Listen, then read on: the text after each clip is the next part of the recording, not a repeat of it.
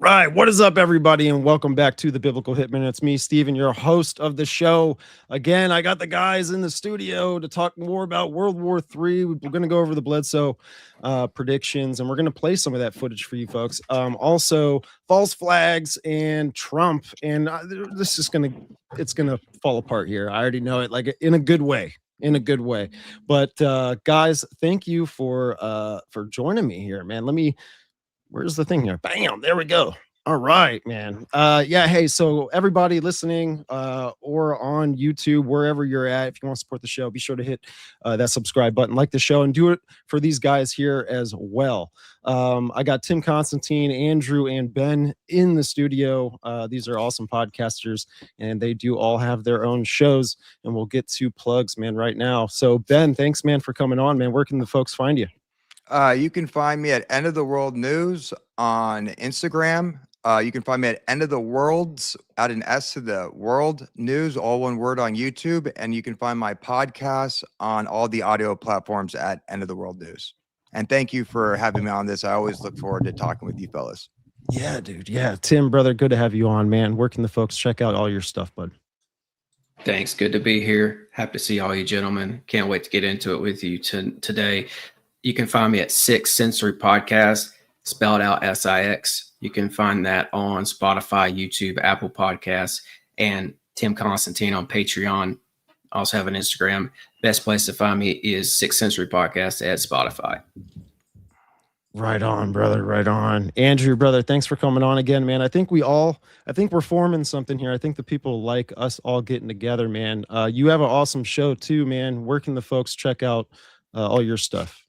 Thank you for that. Yeah, thanks for having me back. And what's up, chat? What's up, everybody? What's up, Jeezy? Yeah, you can find me on YouTube Live very often, but otherwise anywhere else you get your content, Spotify, Apple, etc. And yeah, that's about it. We go a few times a week. We get shit going, so we go deep. We go deep, homeboy. I love it, man. Every time.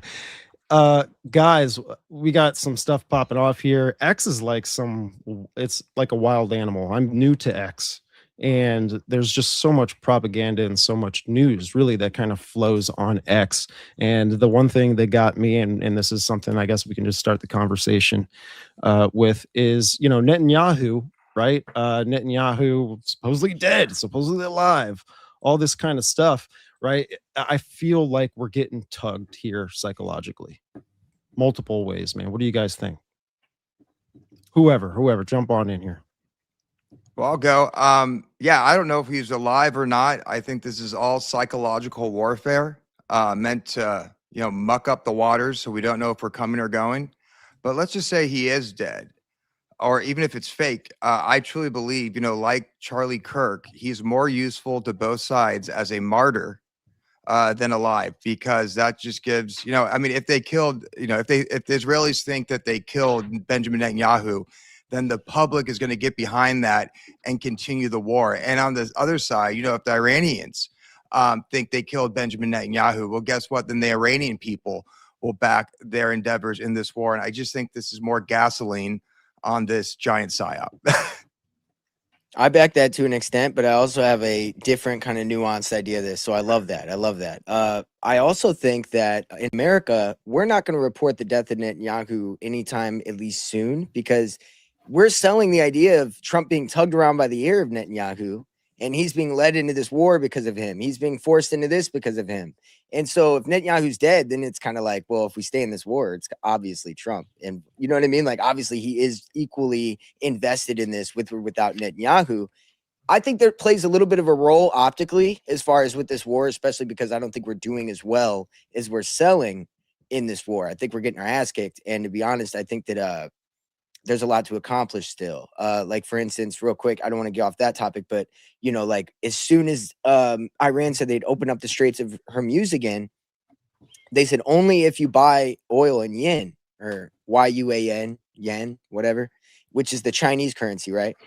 As soon as they said that, today he said they were going to strike the island of like Kerba or whatever it's called, which is where 90% of all of their exports of oil come out. Like, they leave. That's where they launch from.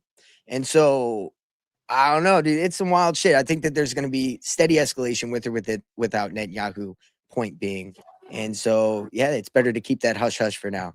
Maybe the martyr aspect could fuel the fire more than they want to at the moment. Maybe they want to use it later. I don't know. So that is a funny, important aspect too, I think.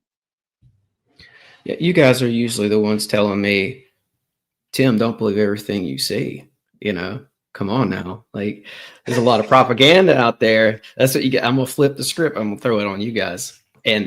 But first, I'll say those are all great points. I just want to comment on X and its propagandic nature, because I remember seeing a clip of Netanyahu sitting around a bunch of influencers in some sort of a meeting and telling them, hey, this is what we're all going to say. And he was like, a part of that was like, oh, don't forget, Elon's a friend. Elon's a friend, so we can work with him too. So therefore we can work with X. So I wanted to comment on that because the conversation started with X and about I forgot information to comment on that as well. I forgot it started with X as well. Yeah, good point. But side note, I think he's using that X as some sort of a sigil, and because that's an ancient symbol, you see that carved into a lot of older reliefs. But let me just remind everybody, currently, first richest man in the world, Elon Musk, owns Twitter. Second and third richest men, that would be Larry Page and Sergey Brin, own Google. Fourth richest man in the world owns Facebook, Instagram, WhatsApp. Fifth richest man in the world owns the Washington Post. And the sixth is trying to buy Paramount and Warner Brothers. All our media is about to be controlled by 6 people, including X. Well, just to add on to that, I mean, do you know who helped Elon Musk buy X? Which is why I always laughed when people are like, oh, it's a free speech platform. I'm like, no, it's a honeypot. Larry Ellison actually invested $1 billion into X. Yeah. So when all of those people were like, oh, X is the free place to go, I'm like, what are you talking about? That's why they're friends. That's why they're friends. When Elon, I might be toxic. Maybe this is probably the most toxic thing about me. I go on X a lot. I love it. I'm not going to lie. But I know there's a lot of propaganda, obviously. Like yesterday, for instance, I posted on there, people were like asking Grok if the video of pulling, Netanyahu out of the rubble is real. And I was like, asking Grok if that's real is pointless, because Elon has a company that he works with. It's an Israeli ran company called Check, CHEQ. And it goes through all the content, all the people, and it kind of like, if it thinks it's fake, right, it'll kind of mitigate everything, right? And I'm like, so you're only going to get the information that they want you to have. And so it's going to say, no, that's a fake picture, even though you have AI saying it's real. Things like that, where you're going to get 2 different points. So to your point, yes, a lot of propaganda. And honestly, the For You tab, I love going on X because you go on the For You tab and you know exactly what they're trying to put out there for propaganda that day. And it gives me a good gauge on like, where are we headed? What are we doing? Where are you trying to guide people? Because I'm not controlled by that, but there are people who do get swayed by it, right? So it's a good way to like, lick your finger and feel the wind out, wind outside, Yeah, I'm glad you said that, because that's why we do what we do as researchers and just people who are reading the signs and seeing which way the wind's blowing and all that. It's so we can slice through the propaganda, so we can actually be on places like X and say, maybe truth there, definitely not truth there, maybe yes, no, maybe. And I think that's a great point. And I forgot to say this too. I was joking in the beginning about it, about saying that everything's fake. Of course, a lot of things are, and I know you guys aren't saying that, so I was just joking. But I should have said this too. That he might be dead. He might be dead. Who knows? Okay, I don't know. Yeah, who knows? Yeah, I said, I think he's in hiding because of death threats. Mm-hmm. Yeah, I think he's in hiding too. And one thing, I'll let you go off this, but one thing's nice about going on social media. Remember, if you want to know why a high impact event happened, pay attention to the way people react and start with the initial influencers on both sides, because I think they're part of the magic trick, and that's the kind of world they want to manifest through their word magic. So if you ever want to know why something happens, pay attention to what the influencers, both in the $7,000 club and the mainstream alternative media, are saying. And that's the intended, in my opinion, reason why we're seeing certain things happen. Like, do you think that that this could, I don't know why I get this thought, but what if Trump at some point takes over the leadership of Israel.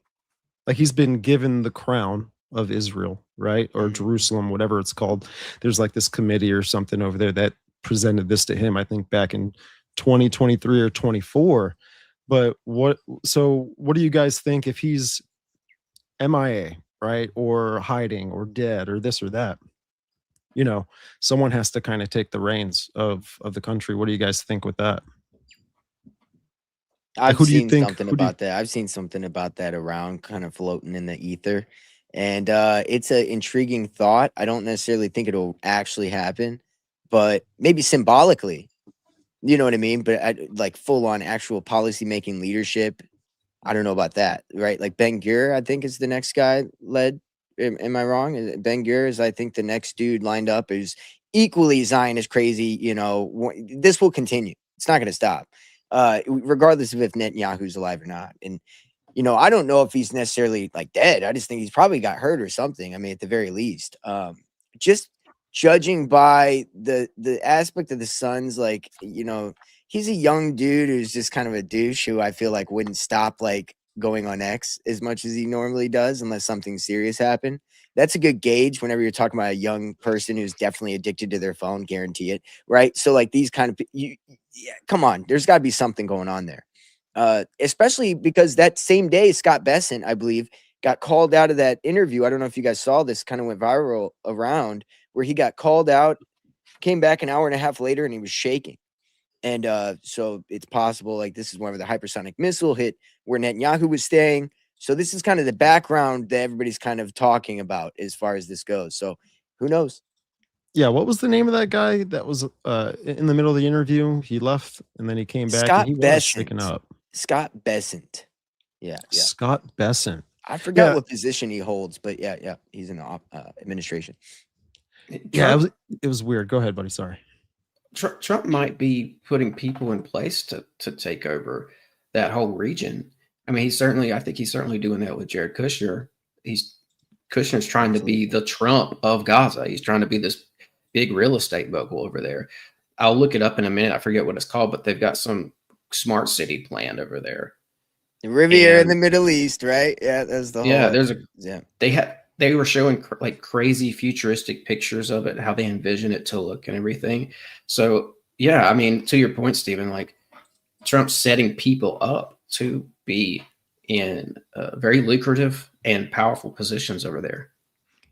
Oh, sorry. Have you guys heard about this secret club that Eric Trump is apparently involved in? You pay like $25 million and it's called the Executive Club. And it's like in DC or something, like in a underground. That, like, this is like a legitimate club, apparently. I'd love it if one of you like looked it up. I just found out about this. I wonder because I believe policy is for sale in America right now.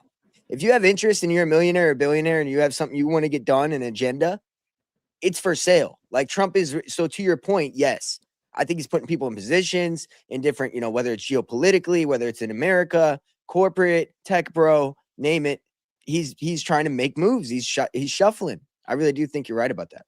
Yeah, this is what came up. Executive Branch is a high-end invite-only private club in Georgetown, DC.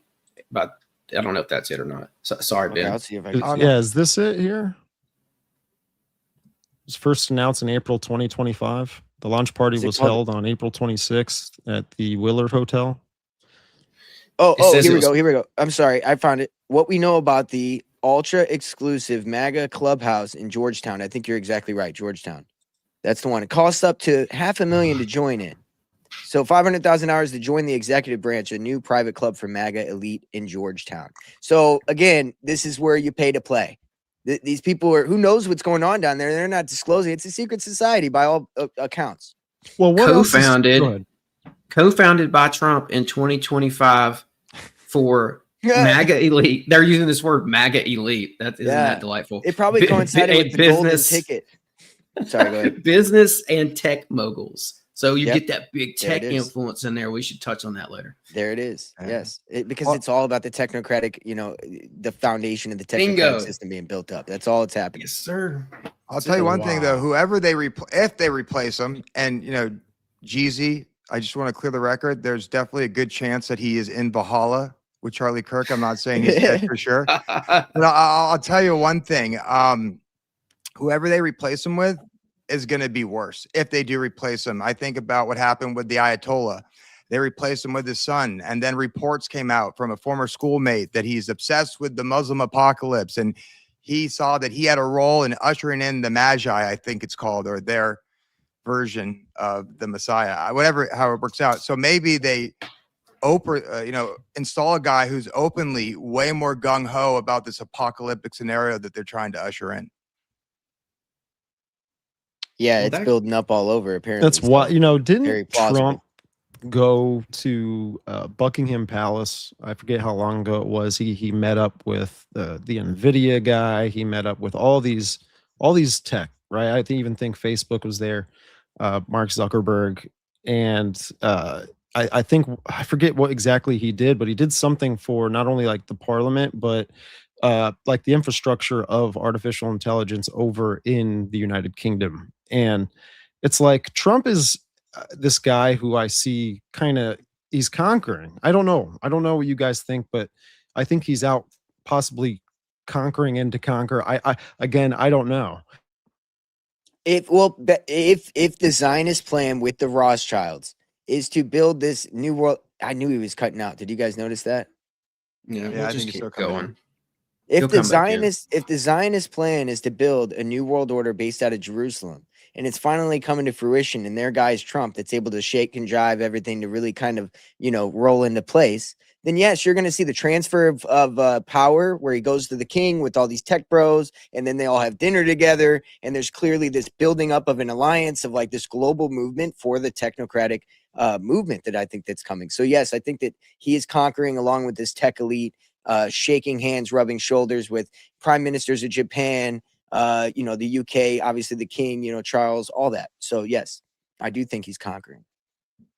I don't know what happened. I just got dropped Yeah. from the from the show. But yeah, no, well, just like you said, there's something going on here. I mean, for him to develop Project Stargate, right, which is, I mean, the infrastructure with that alone seems like he's building some sort of brain. Like if you look at how artificial intelligence works with the neural networks and how they really model it based after the brain, and they're trying to almost kind of cover land like a net, and so these neural nets are all going to start to connect to each other. I don't really with Palantir and all of these other programs that are out there. I mean, it's going to get kind of weird, and especially with the idea of false flags happening, this could push the security state even faster, a little harder. Problem, reaction, solution, that stuff. Oh, I'm with you. And if you live in Los Angeles, stay away from the U.S. Bank building. Supposedly, Lucky Larry Silverstein, he bought that about 5 or 6 years ago. And I'm not saying they'd use it. I mean, think about if they actually used his building again. I mean, that would set the conspiracy world on fire. And maybe they do that just to mess with us. Absolutely. Hey, but yes, they are designing a digital Atlantis, John Heasley. I agree. Actually, that's kind of where I was going to, along with what you were just saying with that neural network situation. Mhm. I think that Trump is really accelerating this faster than anybody on the left could have done because of all the craziness they were doing. I think that they've done a good job at capturing the conspiracy theorists, the Christians, and the right revolutionaries all in one camp under one umbrella. And not enough of them are really questioning Trump or really ready to go after what's going on. And they don't really realize that everything they would have been against with the left is being built under Trump currently now. And I think that he could be blowing the midterms on purpose with this war, because guess what? He's built the foundation nobody's noticed besides people like us. Now, if the left takes over, say he got impeached, some crazy shit happened, whatever. If the left takes over and finishes out this plan, nobody's going to pay attention to the fact that he built up the whole foundation of it. For instance, COVID, same thing. He started the lockdowns, warp speed, everything else. And people still pointed to Biden about the lockdowns and everything else, that the totalitarian state was still blamed on the left. I think the same kind of thing could happen with this war scenario where he could wash his hands and still be the guy who, the savior guy somehow in the end of this for some people, for enough people.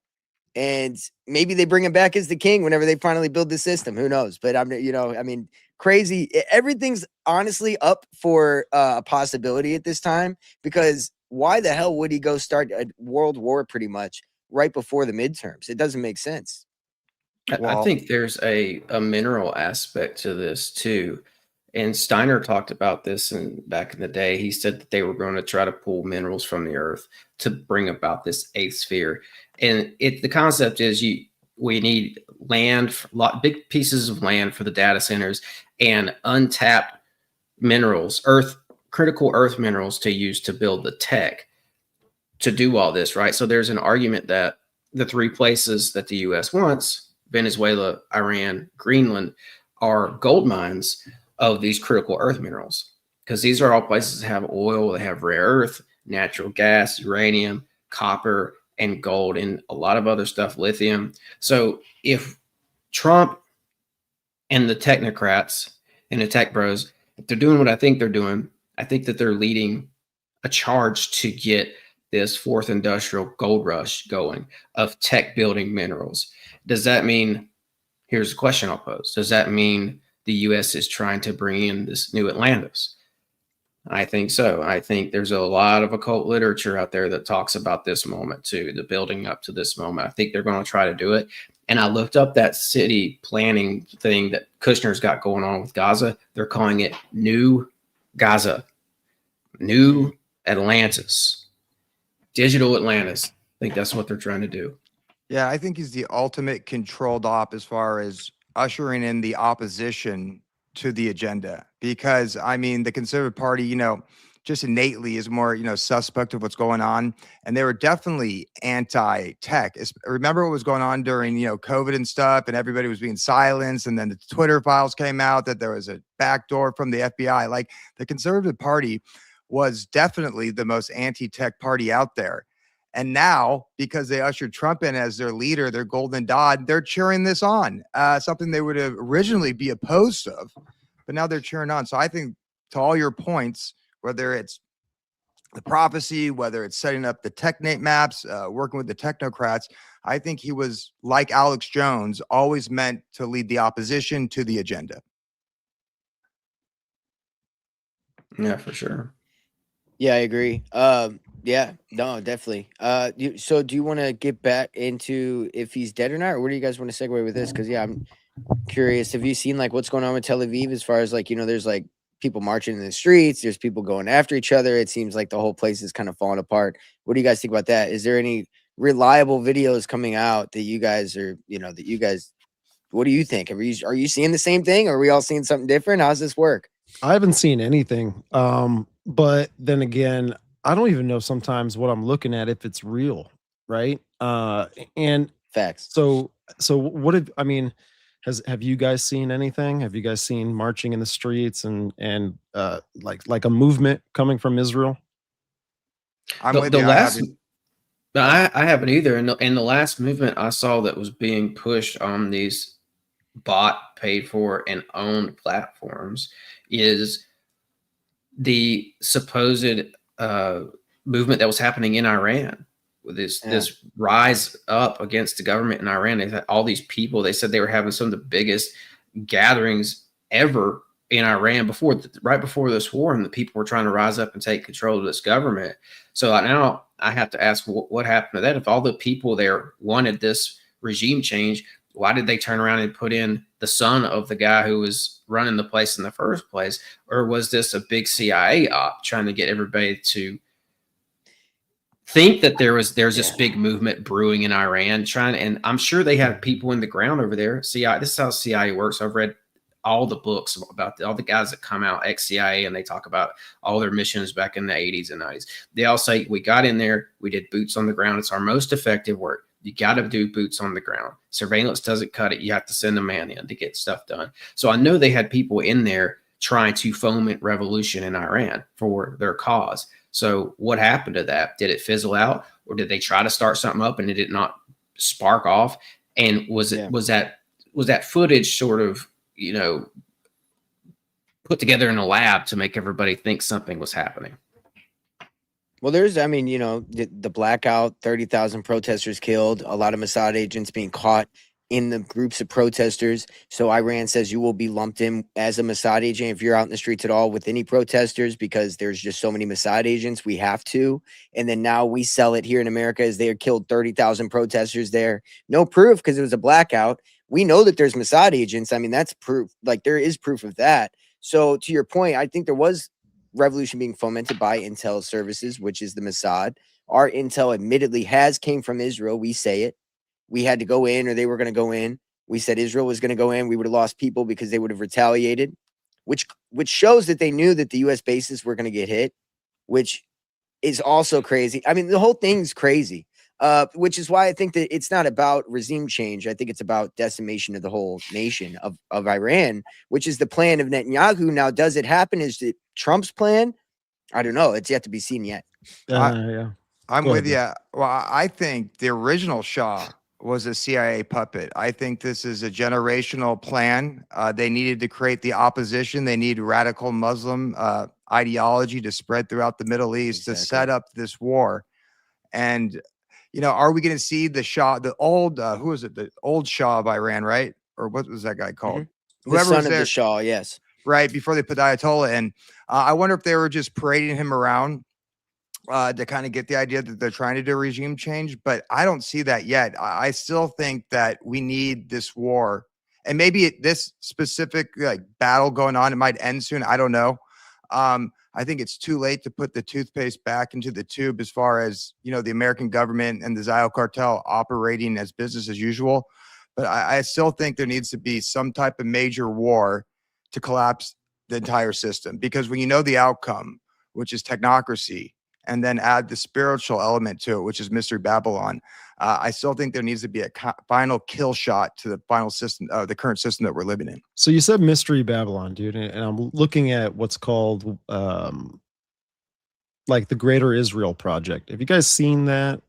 Have you guys seen that map? Mm-hmm. Oh yeah, definitely. I mean, now I've seen, I think it was Sam Tripoli was on Danny Jones's show, and he pulled this up and he showed a map of ancient Babylon, and it was kind of like around, it was similar, right? It's not identical, but what if this is also to put this like in play into for Israel to solidify this territory, right? Because we were talking about Atlantis and New Atlantis, right? Well, Atlantis had kingdoms, so and again, this could be something that is like a global idea, right? Talking about biblical prophecy and all this, but there is like that great city Babylon, Babylon, pertaining to prophecies and revelation and stuff. So I wanted to get your guys' take on this.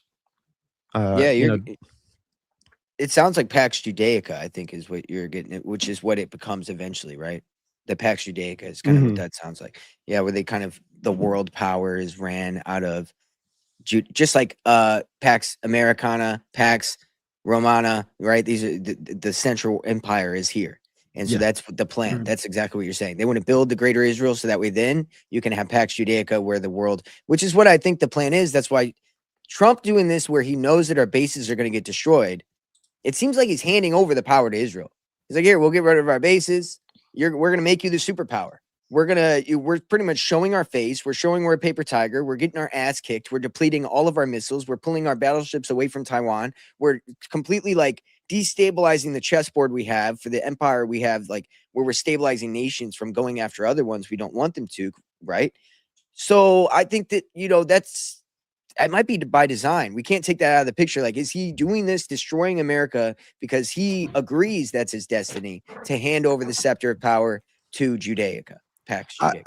I have a question though. In this new system that they want to build, do you think that Israel has kind of destroyed their reputation, and will the people allow the center of power to be in Jerusalem? To me, this is like an excellent opportunity for the Vatican to swoop in and kind of take their role. I mean, I do believe in the Bible, and I'm a premillennialist. And if you read Daniel 2, the final empire that's going to rule over us, I mean, it kind of has all the signs of it being the Holy Roman Empire with the iron mixed with clay. Now, I know that's just an interpretation of it, but I also want to make the distinction: the Zionists and the Jesuits and all the secret societies, they all work together. So we'll have to see how this actually unfolds in front of our eyes. Iron mixed with clay. What do you think that means, Ben? Do you think that means the Roman Empire teams up with somebody to make itself more powerful? That's interesting. So if you read certain translations, it says, I'll have to find it, but that these bloodlines intermarry with each other. And if you look at, Europe after the fall of Rome, what was it? It was all first cousins and bloodlines marrying each other. And then you have the Rothschilds marrying into the Roman Empire.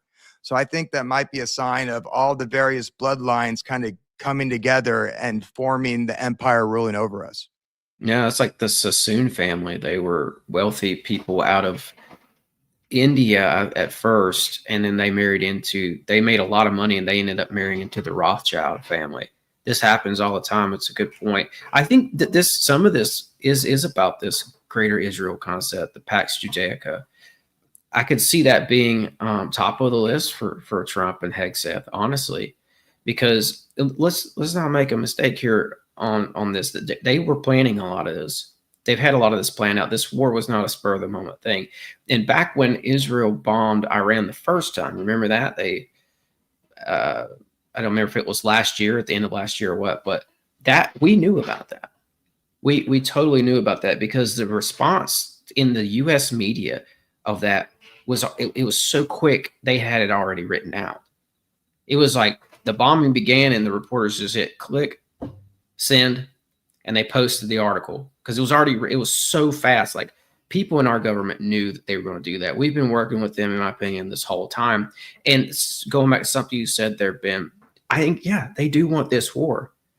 If the outcome is Pax Judaica and other things, yeah, I'm not for sure exactly what it is, but they do. The point is that I'm trying to make is that they do want the war because that's what they're telling you that they want.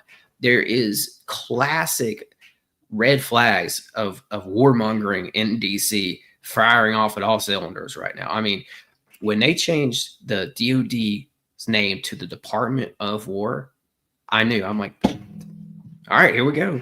They're telling you right there what they're about to do. They're about to go to war. And I listened to Hegseth's speech around that time that they did the name change, and he just went on for like 45 minutes and just the guy's obsessed with it. He's obsessed with war.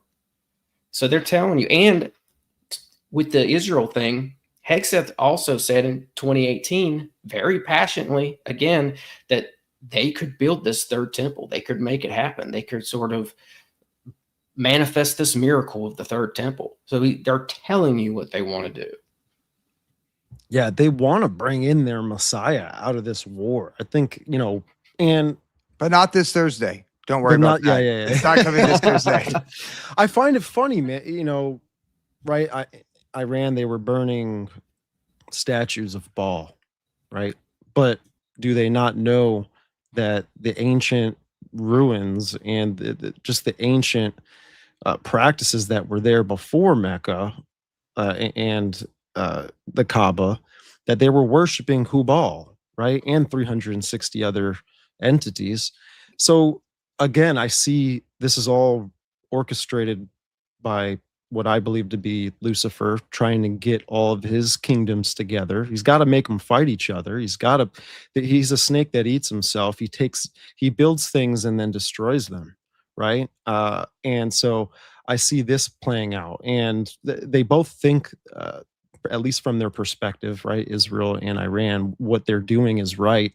And so they're actually being corralled and moved into the direction of prophecy. And, Ben talks about it, right? He gets into it, that this is to really, in the end, to kind of fabricate the world to go to war, right, against Israel. And from Israel's perspective, this is needed to happen for their Messiah to come in. And so it's a win-win from everybody, even if they are ignorant to it or not. Well, I think real quick, I think you said something important. These are Satan's kingdoms, right? So I think it's important that we don't get lost in the sauce and we go to the Bible to get our worldview. And there's no good guys in war. You know, the enemy of your enemy in geopolitics is just another satanic bloodline. If you don't believe me, go look at their logos and their symbols. And, you know, the Bible says that, you know, Satan took Jesus up to that mountain and offered him any kingdom in the world if he would just bow a knee. And of course, he did not. But the point is that he couldn't offer the kingdoms unless they were his. So to a certain extent, you know, this is one big theatrical release of the end times. And I think these fallen gods are trying to make it happen. Yeah, isn't Absolutely. it it's kind of odd though that's I don't maybe that's not the best way to phrase it, but to hear some of these guys in government who I consider themselves to be Christian in some sort of a fashion are saying in speeches that they want to bring about prophecy. That's how do you guys feel about that? Well, Well, go ahead. Well, I'll just speak on the one part. I do think this is a bipartisan thing. I mean, when Trump talked about Iran, that's something that everybody clapped about for the State of the Union. And he has been wearing a purple tie ever since this war started, which is blue and red, right? Brought him together. And he's been, you know, it's a united front we're working on. That's why none of the news is like, man, Trump's a warmongering, crazy psychopath. He's trying to go kill children. He bombed multiple schools, multiple hospitals. They've mainly been focused on civilians. None of that's coming out. Why? Because it's a bipartisan situation that everybody's involved. Everybody wants it to happen.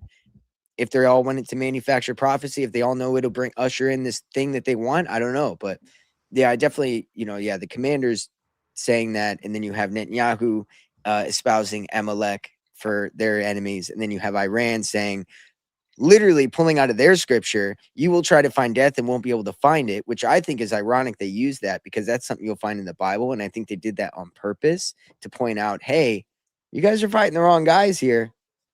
We're using scripture that matches yours out of our own scripture to fight our enemy. You see what I mean? And so I think that that's ironic to me because in their scripture, they say, in the end times, the Mahdi comes up and Jesus actually takes up arms with the Mahdi to destroy Israel and the Jews. And it even says in there that the Christians will be deceived into fighting with Israel and the Jews and then realize at the last minute, like, oh, we've been duped and switch over sides. And I think that's why they've been so calm and so cool about the Christian societies versus Israel. Like they're going after them.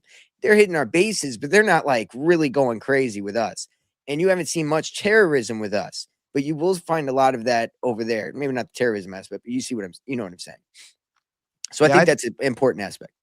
Yeah, I also think it's a little bit of, maybe this is the wrong term, but revelation of the method, right? Like, why are they telling their plans? Especially, let's just say you're a secular person, right?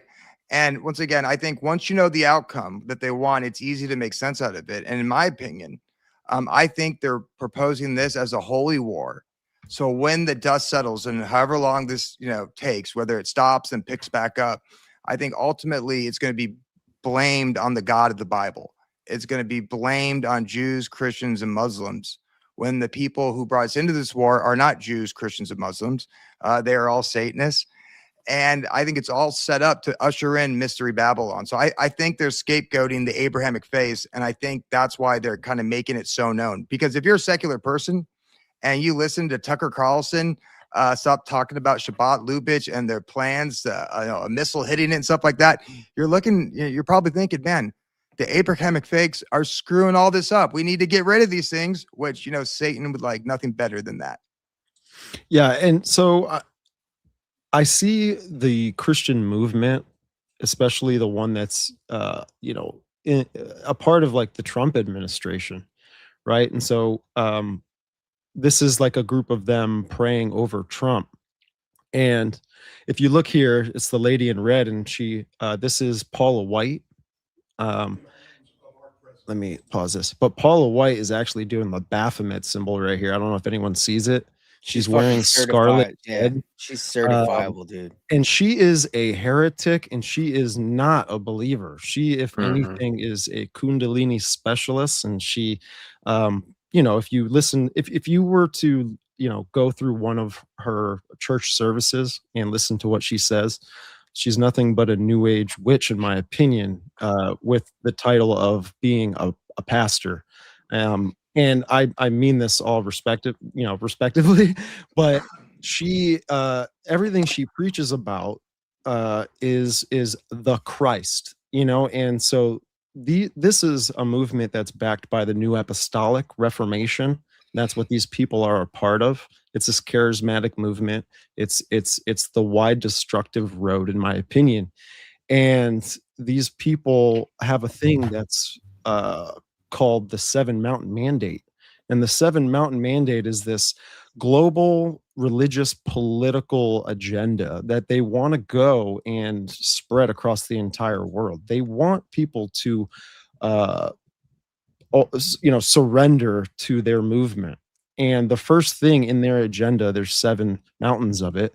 The first mountain is religion, and on a global level, they want to make Christianity worldwide. But it's their Christianity, in my opinion. It's a familiar spirit. The Bible talks about a familiar spirit all the time. It's where these people, they act like ministers of light, and they act like people, like righteous people, but their fruits are expose, what they really believe in. Now, Can I ask you a question real quick, Stephen? yeah. It's called the Seven Mountain Mandate. Yeah. Isn't there something in end times prophecy where there's 7 hills or 7 mountains associated with Babylon? Yeah. Yeah, dude. And how many mountains are around Israel? Right.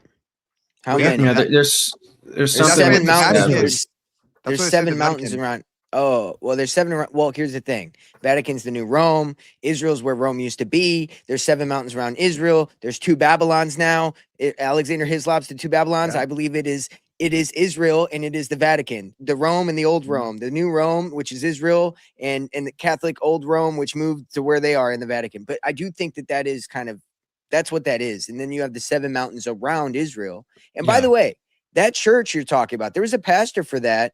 His name is Vance Bolter, and he's the guy in Minnesota who went up with a hit list killing politicians. And I believe that Trump had something to do with that. I think that he had something to do with Epstein's death. I think he had something to do with the FBI, the fact that there was like 7 out of 10 people planning a kidnapping for a Michigan politician as well. That was during his FBI last administration.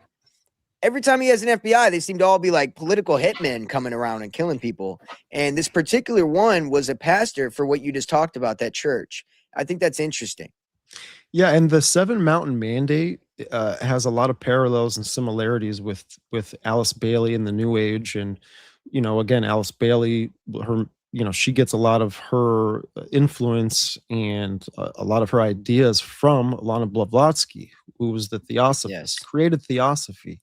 And when you trace it back to there, you can see that this NAR movement, the 7 Mountain Mandate movement, is actually an ecumenical move. It's a uniting move. And it also, brings in an idea of balance. And I like to say that both of those things are the common thread that you'll see with the Luciferian doctrine. Like, you'll see that is actually what that means, rather than when people get the name Lucifer, they hear it, they actually think of all of these evil things. Has nothing to do with that. I think what we're seeing right now is we're going to see Babylon come together. It's very beautiful when you read this in Genesis 11, where you see the Tower of Babel, this whole story, Nimrod, all of this. The first thing that happens is what I believe is where the people decided to follow and initiate this Luciferian doctrine, and the people came together, and they came together in unity and balance, and then they decided to build a tower. That's how the story goes. So it was a political religious movement where everyone came together, and they said, let us come together or else we'll be scattered, and we don't want to go back to, what do you mean scattered? They weren't really scattered before that, but they all had different views. They all had different religions. They all spoke the same language, but they all had a different perspective of creation and all this stuff. So they actually came together, and that's why the god of Babylon they established as Marduk, right? And so they all came together the same. It was a religious uniting first before they decided to build tech and bring heaven to earth through whatever tech. I mean, that we can go on forever. I have a with that. question. Do you think? And Go ahead, it's Tim. the okay, just real quick. It's the land of Nod, right? It goes back to Cain and Enoch, and I think Cain got a lot of tech. Well, maybe a different word would be got a lot of advanced knowledge from the garden from his dad Adam. So I think that place was always sort of, there's something prophetic about that place being tied to like the darker side of things, where Cain was banished to, and a lot of people think that there's an underworld side of Nod that can be tapped into, like that you can go into. You can, what's the word? You can sit and meditate and get into the astral and go into the underworld version of Nod as well. So there's a lot going on in the metaphysical with Babylon and just the region itself. And the sevens, there's something to the sevens too, goes way back. I'm sure Blavatsky was playing with that too. The Rosicrucians talked about the 7 periods of human evolution. They started it with Saturn and ended it with Vulcan. Then there's the sevenfold soul of man. You got the 7 days of the week. You got the 7. Iran was the 7th country they invaded, going back to General Wesley Clark leaked memo. And then they invade Iran or attack Iran on the 7th planet alignment. I'm sure Blavatsky was using that as well with this 7 mountain mandate, if she was the culprit of that. So I do have a question for you real quick, Steven. So do you think that the Luciferian spirit, however you want to describe it, is equal to the Christ consciousness, like what Blavatsky and Bailey kind of speak about in their teachings, that he was kind of like an ascended master who accessed this God spirit within himself and was God. He wasn't God incarnate necessarily. He accessed this consciousness. Is that something that you ascribe, or how do you feel about that? No, I think Jesus Christ is God.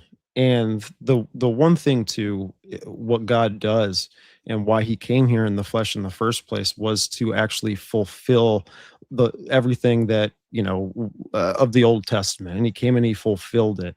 And so, like Satan and Lucifer, he counterfeits it. He copies everything according to what God has set in place or in plan, or what his strategy is. And so he takes these ideas and then he makes his own. And that's why you have something like you get the argument where someone will be like, oh, well, the Bible copied the trinities that were before Father, Son, and the Holy Spirit, because you do have these trinities of these mythologies and all of this. But that's all counterfeited by Satan. And so what God did is he actually came and fulfilled it all, and showing you that by his resurrection. Some Gnostics will say that the resurrection of Christ was actually, he found his divine spark and he actually became an ascending master. And this is what the resurrection of Christ means. But it was actually God showing the true nature of the story rather than the counterfeit. Like he's coming in and he's backhanding all of the other mythologies and everything that has been counterfeited after him. Not after him in the timeline of time, but the idea, like the nature of it, the truth, right? So it's like if there's 2 roads, there's the road that goes to the truth, and then there's the road that goes to the counterfeit. And so I think God, it comes into play, and he does these things to show you who's boss, kind of, like, hey, I really am God, right? Like, and that's why in all of these religions, it's not resurrection, but it's reincarnation. It's because they can't do what God they can't do what God can do. You kind of get what I'm saying. It's hard. Yeah. And whenever I was hearing you talk about the Luciferian, like how they came together as a religious movement, and it was like beautiful, I was just like trying to clarify what I was hearing. I was just curious if you were saying that it was like equatable to the movement of like I just wanted to, I was Oh, just checking because I was oh, like, I what do you got mean you. I by got that? you. I was like, what do you mean by that? I was just curious, like what you thought, because citing Alice Bailey, I know a lot of people that do get into the Thelema kind of research, they do kind of ascribe to a little bit of that. And I don't think that that applies any like nefarious or negative aspect to them necessarily just on that. So, but I was Mhm. just curious what your thoughts were on that. Like, what do you guys think? Like, do you guys think this Luciferian doctrine, which could be the outcome of World War III, that it'll kind of start a Tower of Babel kind of movement again?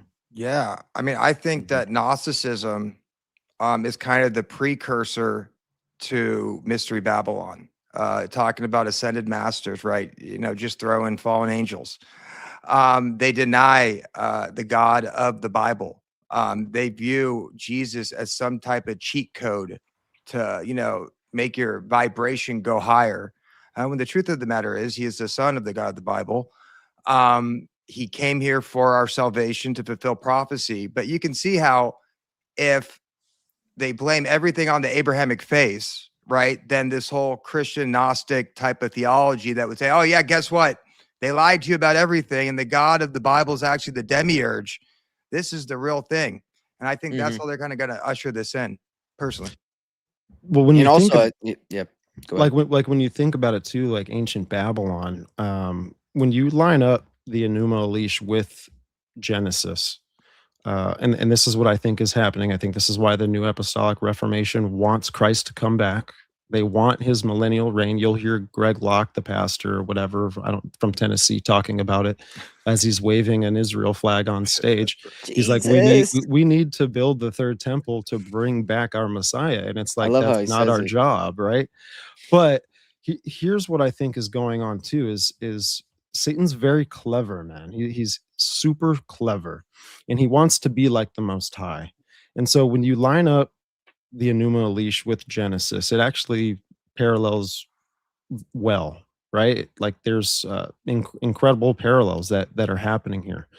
Um, and their god is Marduk, right? And there's this cosmic war that happened prior to creation between Marduk and Rahab, or Leviathan, or what's known as Tiamat, right? So there is like what I think was a part of that Luciferian doctrine to bring Babylon together to come up with this religion. Like it is Gnostic. It is Gnostic because it's about it's about two gods that were at war against each other, right? And you'll get this even in Gnosticism with Sophia and the demiurge, right? It's just that the demiurge is ignorant. And I think what we could see is Marduk come back, which I believe Marduk is Lucifer. But then you'll be like, wait, how is he Lucifer if in the Enuma Elish and Genesis it's all paralleling very well, and Marduk is like God of the Bible. So how can you say that Marduk is Lucifer? But it's because it's a stolen identity. So the people put Lucifer as Marduk in that identity, and it fulfills that prophecy of not that prophecy, but where Isaiah is saying that Lucifer will be like the Most High. You know, this is Lucifer talking, right?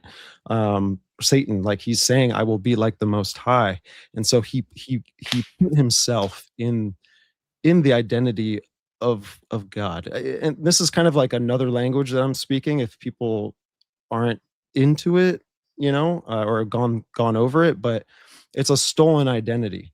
And that's why I think, where the Bible talks about that, the great falling away, right? Like the great falling away is because these people actually believe that this is God, but it's not. And the Bible tells you left and right that it's not going to be. He came, he already died, he resurrected, he came, um, so I think that's what's gonna come way down into the future of all this. Because Steiner too was reading the Bible and a lot of the esoteric stuff, and he said that it would be Lucifer and Ahriman that would come to Earth and latch onto Earth and try to build something and latch on like via technology. Like this power, this Luciferian power would come in and manipulate humans and use it to build this thing that it could then come through. And it sounds a lot like technology. And he was saying this in 1915 about a time in the distant future that would happen that he was sort of foreseeing. And I just think that it's interesting, take it with a grain of salt. It's not Bible, it's Rudolf Steiner. But I do think it's interesting that he's using that word or Lucifer, and he's also using that word Ahriman, which is also interesting because Ahriman is a very old idea of an evil spirit that goes back to ancient Iran and the Zoroasters. And we have this war now with the region of Ahriman, essentially, mythologically. That is the region of Ahriman. We're at right at the peak, a fever pitch even of this technological advancement, this Ahrimanic technology, right? And Trump and the Pentagon are on a side war right now with an AI company over the capabilities of this thing and total destruction, total surveillance. And Ahriman is the bringer of total destruction. So it's very interesting when you get into the mythology about Ahriman. It's in the Zoroastrian text. It's in the Avesta, and Ahriman is their Satan-like figure. It's a very dark figure, and he has a son named Azi, who is the dragon. This over a lot of different texts in Zoroastrian scriptures, Aziz is the red dragon or the yellow dragon or the horned dragon or some sort of a dragon monster. So you've got Ahriman who spawns the dragon.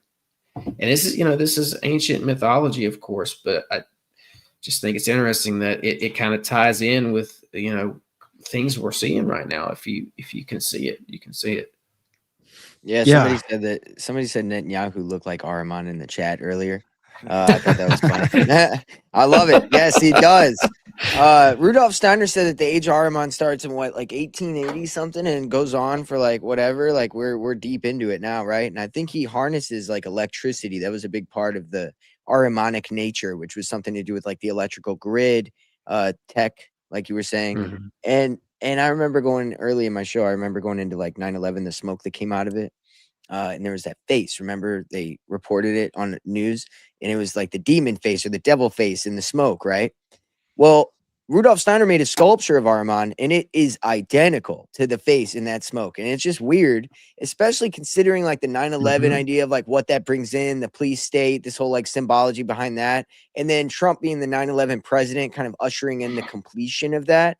And by 9/11 president, I mean, if you do the whole gematria Kabbalah bullshit, which they like to do, he's the 45th, which is 9, and the 47th president, that's 11. They just add the two numbers together. That's how they do it in the Kabbalah number magic bullshit.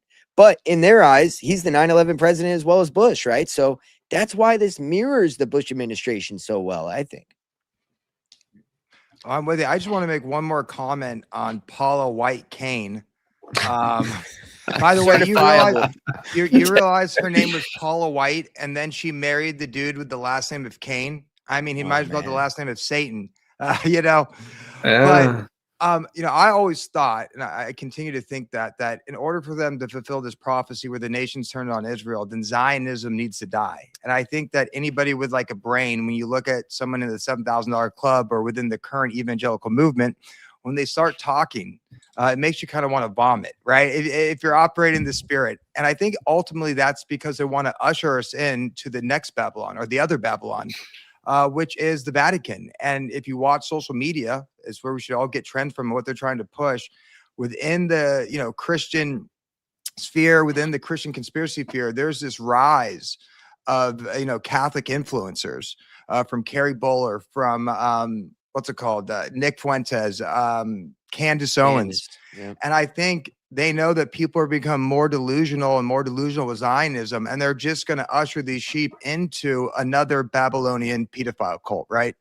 I don't see any difference. So that's why I think that, you look at the 7 Mount Mandate, you look at all the evangelical leaders around Trump, it just makes you want to vomit. That's why they're talking about ushering in, Jesus. I think ultimately they want all the free thinking people that maybe once subscribed to this ideology and to herd them into Catholicism, because that seems, at least on social media, that that's the next obvious choice, because according to them, Catholics are not Zionists. So what are you going to choose?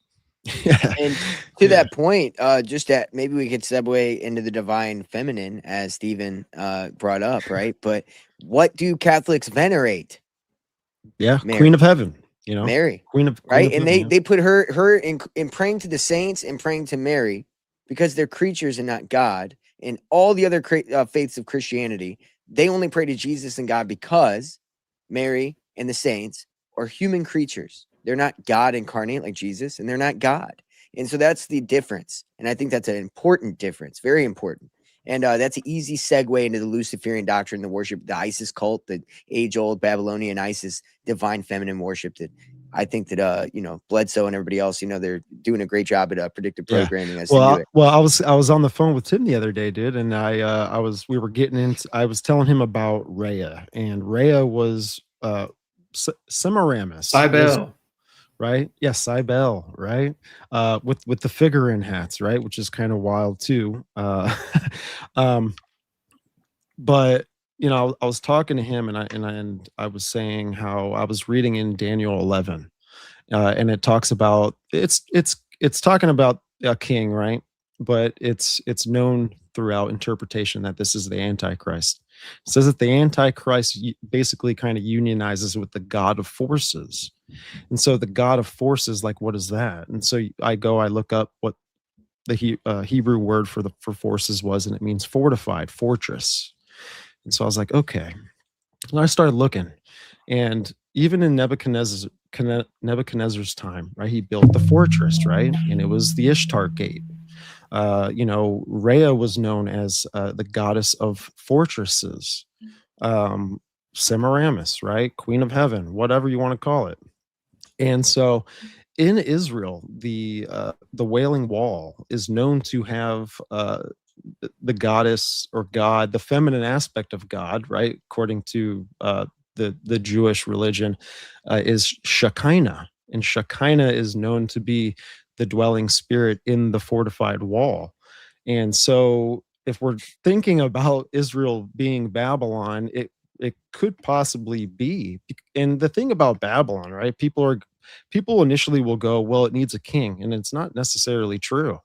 It really ends up having a queen, and the queen is Semiramis, who takes over Babylon after the death of her husband Nimrod, or Ninus, or whatever, right? And she goes and conquers after the death of her husband, because people don't really think that she can fulfill her husband's footsteps or shoes. And she does it for 42 years, which is an interesting number, because supposedly, according to prophecy, when the abomination of desolation happens, which is the Antichrist figure claiming that he's God, he's got 42 months left, right? And so the number 42 is interesting. And the thing about the divine feminine and Semiramis, Rhea, Isis, whatever, they're a warlike goddess, right? But their wisdom and their love and this other stuff. But with the warlike aspect of it, I think it was it kind of can show you that even when the Antichrist goes through the abomination of desolation, then he goes to war with those that don't take the mark of the beast and all this other stuff. And, so it's kind of like another warlike thing. So maybe this Antichrist has some sort of consort, not an actual a woman as a consort, but the lady is coming into all of this in a way how Mary was the mother of Christ, right? And so if Satan's coming to counterfeit that, right, he's got to have some sort of mother that births him and all this kind of stuff. It could be not just that, but it could also be like AI. Maybe AI is the divine feminine. It's where the two kind of come together. And especially in Revelation 17, you see Mystery Babylon. It's the whore, which I believe to be the divine feminine, riding the beast. And so there's a relationship there of some sort, and it could be way more complex than than we think. But the two got to go together or something. So do you think maybe the reason why they're espousing this concept of like reverse technology from entities of unknown, maybe they'll bring in this concept of like these entities have a divine, leader who's feminine, right? That like runs the whole whatever they got going on. Some bullshit. Obviously, it's just a rebranding of like what we've seen of the Mystery Babylon cult. But they rebranded under this alien bullshit and sell it to us under this text so that way they can materialize these spiritual concepts for our modern selves. I mean, that's the only way I can really see that this fits in with the Bledsoe alien kind of the alien bullshit, Well, what if they're going? Go ahead, buddy. Go ahead. No, go ahead. Like, what if AI technology is able to be a vessel for Sophia? Right. Well, they're going to do this. They're going to present some theology to the public regarding this too, and they're going to say we have these old texts. The Templars have them. We're bringing this forward, and see, it's got this Sophia goddess in here, and so what we're telling you is that this is an ancient belief system that you just didn't know about, and there is a divine female side of God. There is a duality to God. This is what they're going to say, and there is a female side, and they're going to throw in that. So they're going to introduce the divine feminine with or without the tech, I think, with some older texts and stuff like that. We'll see how the divine feminine interacts with the AI thing. I'm not opposed to any of that. We'll just see how that plays out. But I told you, Stephen, we talked about this. Like they've already got it recorded. Some of the Templars, the modern day Templars, are working with Randall Carlson, and they're recording episodes of some sort. It's in production right now, and they're getting ready to lay out a bunch of this stuff for everybody. And the divine feminine is a big part of that. They're going to say that you can worship a female god. That's the whole thing. They're going to introduce this theology.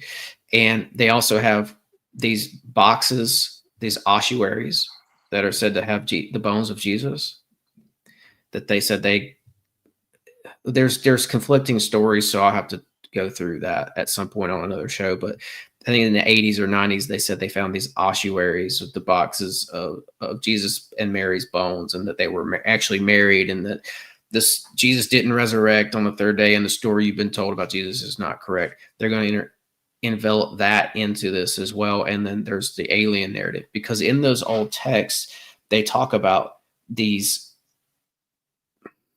the old gods coming down and having wars with men. It's talked about in the Bible, of course, too. And they're going to say, see, this is the alien thing. It's dude, you're blowing my mind, dude. I'm just thinking about the Da Vinci Code, because everything you just talked about, that was literally the story of the Da Vinci Code. But do you remember, have you seen online how they've taken the paintings he's made and they've like overlaid it or done whatever, and there's an alien. There's like an alien in the painting, right? So it's already this merging of this old concept of like, there's the Da Vinci Code talking about the Holy Grail actually representing this divine bloodline that comes from Jesus and Mary. They're, from them, right? Or is it Mary? Yeah, where they married each other, et cetera, or had children. And so that, I think that already has been predictively being seeded into the minds of the people. Dan Brown knew some shit. Yeah, well, that's part of this too, man. They're going to say, oh yeah, there was some of the Templars are from the line of Jesus, so we should listen to them on this one. See, listen to Jesus's own family, and then that's what I mean. Get ready for it, because this is about to happen. As long as they drop it, they said they've already recorded it and that it's in production. And first of all, I think they're going to hinge a lot of this on those ossuaries, those bones of Jesus, and I just can't take that at face value, that these guys really have that. And if they do have something like that, who put it there in the first place? Is it legit? I don't think it's legit, clearly, but the whole thing hinges on that. And I think some people are going to fall for it, though. I get like Project Bluebeam vibes from it, but it's not exactly what Serge Manas was talking about, where there would be like hoaxed revealings supposedly of like, you know, UFO crafts or this or that, which we might actually get that now, since I've heard that in the circle of the UFO community where We've they had hoax actually bodies. We've had hoax biological beings like Stephen Greer espoused in Peru, and the mummy, you know, the babies. We've had that, just to throw that out there. Yeah. A little bit. yeah It's, somebody said alien Jesus is coming. Sorry, I love the well, comments. that There's some good ones. falls From into Venus, the from Raelian Venus. cult. Yeah. Yeah, no, this there's a lot happening this year, and that's just one of the things that's going to be put on us. We've got the Spielberg movie, we've got whatever Bledsoe's talking about around the time of Easter, we've got Trump releasing the files. There's a couple other things, and then this Templar thing with Randall Carlson that they're going to drop on us, and this is all going to sort of craft a narrative for the public. Yep. I also think there's something with the divine feminine and technology. I mean, there's that one guy who worked for the government. Now he works for a private company that was actually saw one of these UFOs, and he was blasted with this divine energy that he described as the divine feminine. Jake Barber, yeah. Jake Barber. Oh, yeah. And you know how they always talk about hardwiring mysticism. So I think whatever they pull, when the, you know, whether it's Project Bluebeam or these actual aliens come back, I think they're going to be blasting everybody with a whole bunch of gay guns. Oh yeah. I think they've hardwired it, and we're just going to fall under the spell of the divine feminine. So be careful, call on the Holy Spirit to protect you. Yeah. I joke about it. Amen. But, hey, Turning the frogs gay, and now they're gonna fucking turn it on you, dude. They mastered the tech. So here's the thing real quick, and I won't linger on this forever, but it's called the Talpiot tomb. I just want to give people a heads up about this. It's Talpiot tomb. It's Talpiot. It was a tomb that was discovered in the 80s in East Talpiot, Jerusalem, containing 10 ossuaries, and because one of the boxes says Yeshua on it and the other one says Mary on it, they're saying that oh, it's Jesus and Mary and it's their children and all that. And so the problem is, though, is that the Templars said that they found this already a long time ago. So who's out here finding this thing twice? So there's something's off to it. I need to get to the bottom of it, you know. But, Yeah. That's why I don't go for the UFO shit, dude. They find shit 3-4 times, and you know they wait 20 Right. years and act like they. That's why I can never, you know. I was into it when I first got into conspiracies as a young teenage, you know, getting into 20s, like you know, just trying to be idealistic. Now I'm like, okay, dude, I've seen them reveal the same shit over and over. It turns out to be a fraud, whether it's biological entities, a video, you know, metal that can't be made here, but then it turns out it can be made here if you have a lot of money. Which, in my opinion, if these are black budget programs ran by the government, they got a lot of money. So I'm pretty sure they can make this material. So I'm like, it just totally, none of it checks out. So I got out of it. I felt like it was just a diversion away from the truth of like what we should be looking at. It's crazy how much now the UFO circle has turned away from ETs and the physical beings, and not so much like the physical craft stuff now. Now it's NHIs, non-human intelligences. Now it's moving to like psionics, and like, what is psionics? And psionics is like a military term for CE5. Right? Like Close Encounters of the Fifth Kind. And there's actually now that they're pushing this into the narrative where human consciousness is actually has a connection with the UFO phenomenon. And now they're actually, it's not new, but I'd say for about a year now since the Barber story, the divine feminine is wrapped up in it. And I've listened to multiple psionic assets that have talked on podcasts and listening to what they're saying, and they've all encountered the lady. They all know the lady, and they're all pushing what the lady is saying. And these people are working for, you know, private areas of the government. Skywatcher would be like one of those. It's just more of like a private, you know, organization that does these things. But they're going out and they're recruiting people. You know, Epstein was doing the same thing and recruiting people as well that were actually really good with this kind of talent, believe it or not. And that's why he recruited women. That's why he recruited young women. And I think it's funny that Jake Barber also says that in his psionics team, they go after young kids. So, and they actually try to get gay kids. that are already balanced with this male feminine energy, and they have more of a direct, easier, unclogged channel to connect with the lady. And so it's all about connecting with the lady at the end of the day.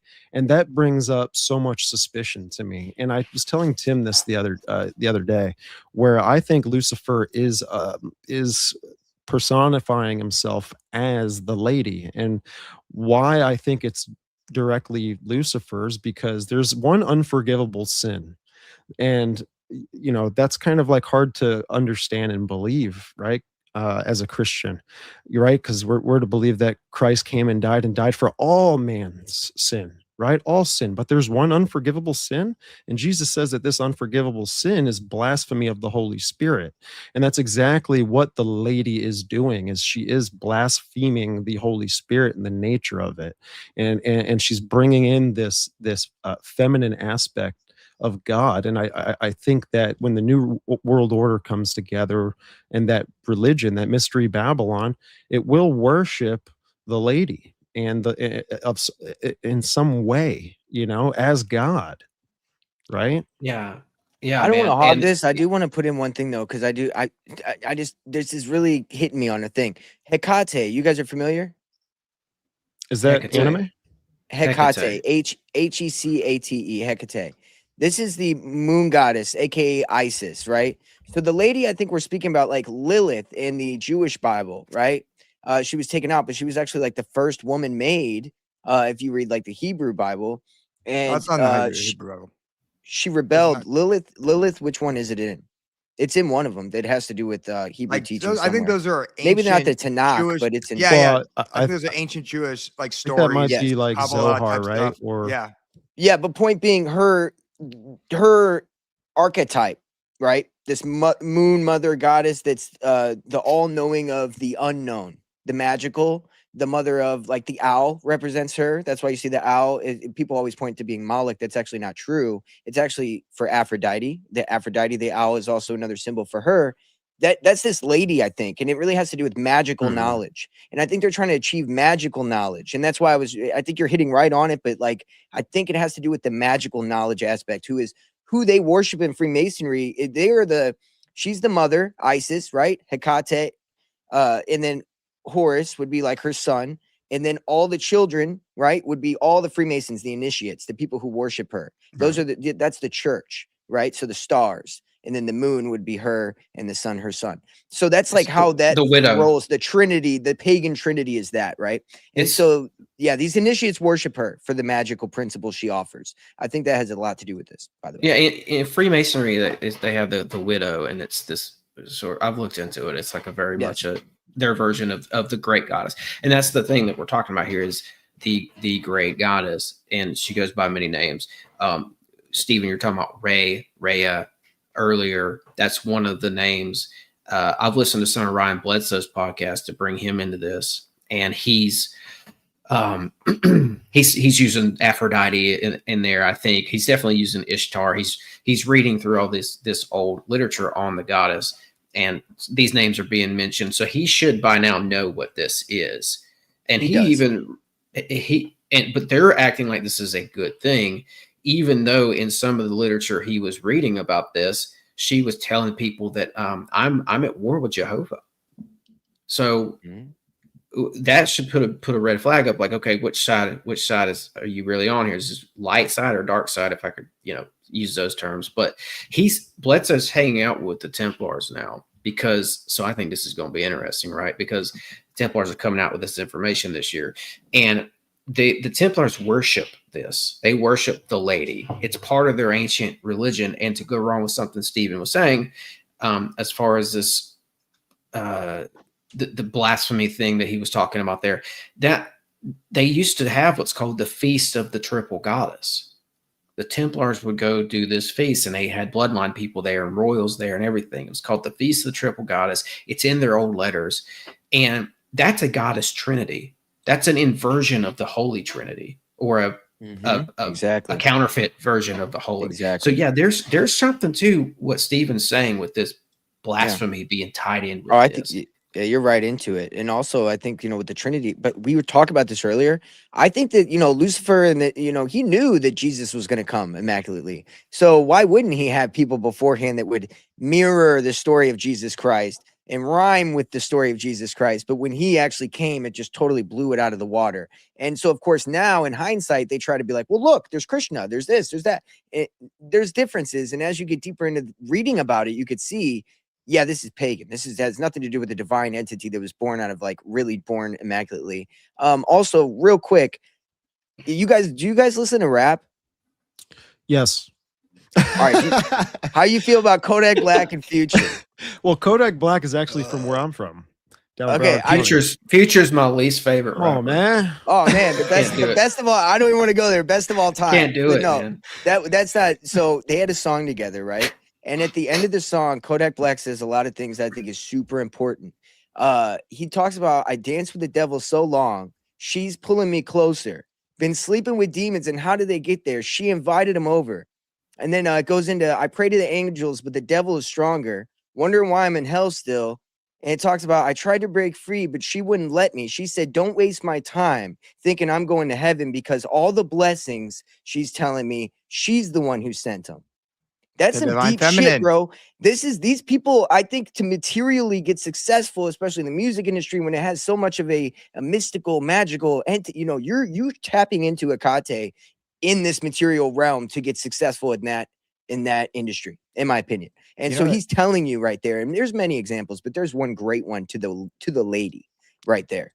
You know what I find interesting with Bledsoe, and I saw that at least the son, right, who's kind of like repackaging his dad's story with a new gimmick. And, I saw a video of him trying to, put some new lipstick on it. Maybe he's always done this, but he was trying to give it like a Christian tint. It's almost like people were kind of, realizing the grift a little bit. And he's like, no, these are actually angels and they're of Christ. And so I heard him say that.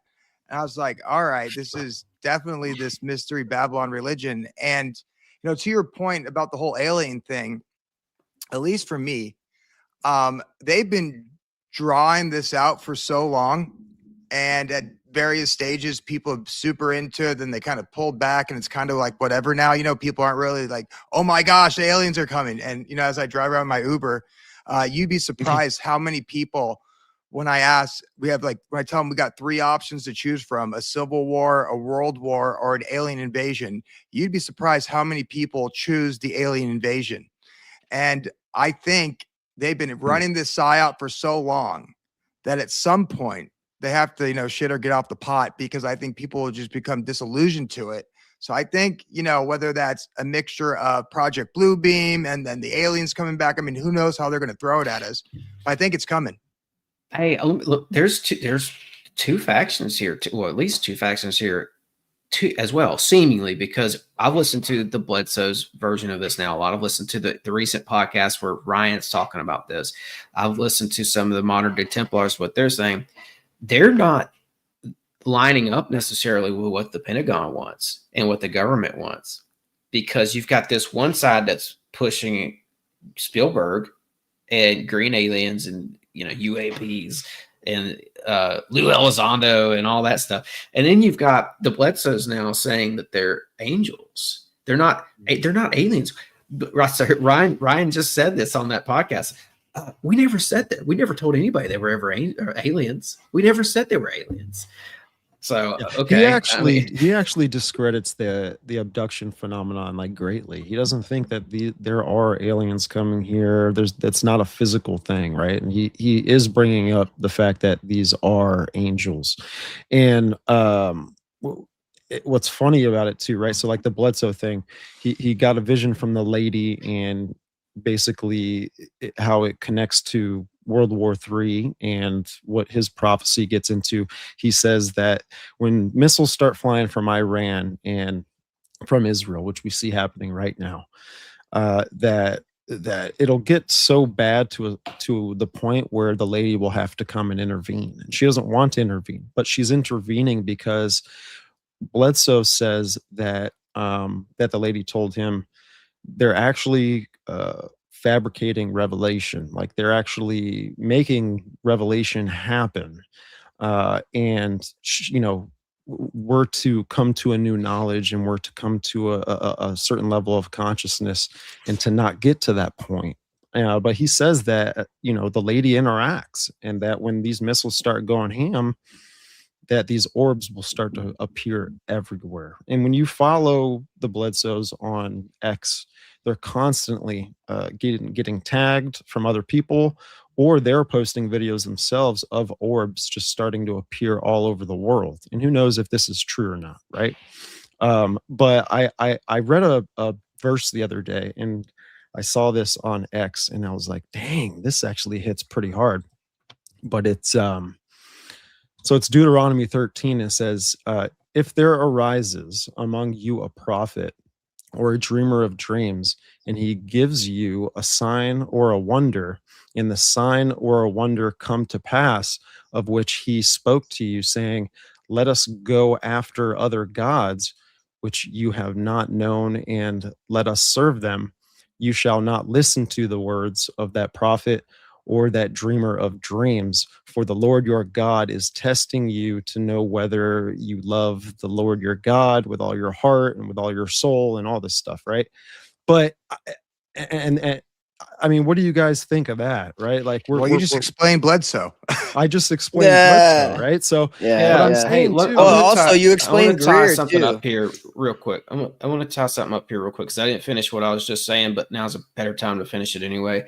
I was working up to say that Bledsoe and I think some of the Templars are going to say and are saying that aliens are angels / ancient entities, but that they are the good guys. They are light workers. They are working for us. They're working for humanity.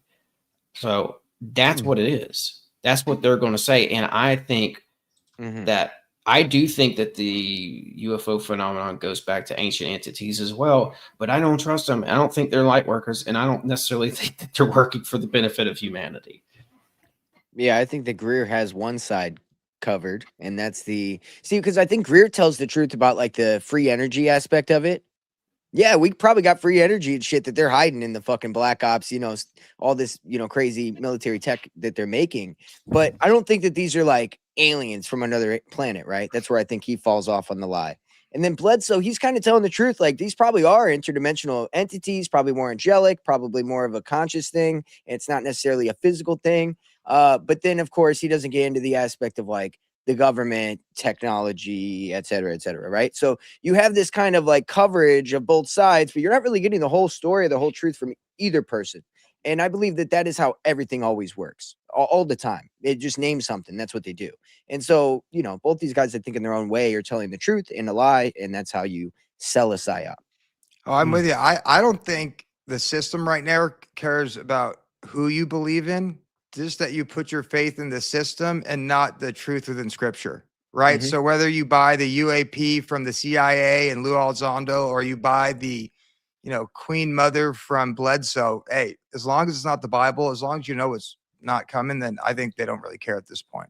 You know what's wild too is who knows, maybe Bledsoe knows about it, but people like Bledsoe, meaning the same narrative, right? Because there's other people that say that they talk with the lady.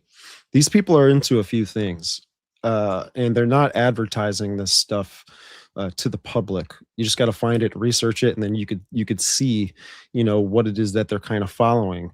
So one of these things is Scientology, and the other thing I've found is the Urantia book, and both of these things have some sort of idea of a wisdom falling, right? And when you look at the Gnostic theology, Sophia did fall, right? And Sophia is known as wisdom.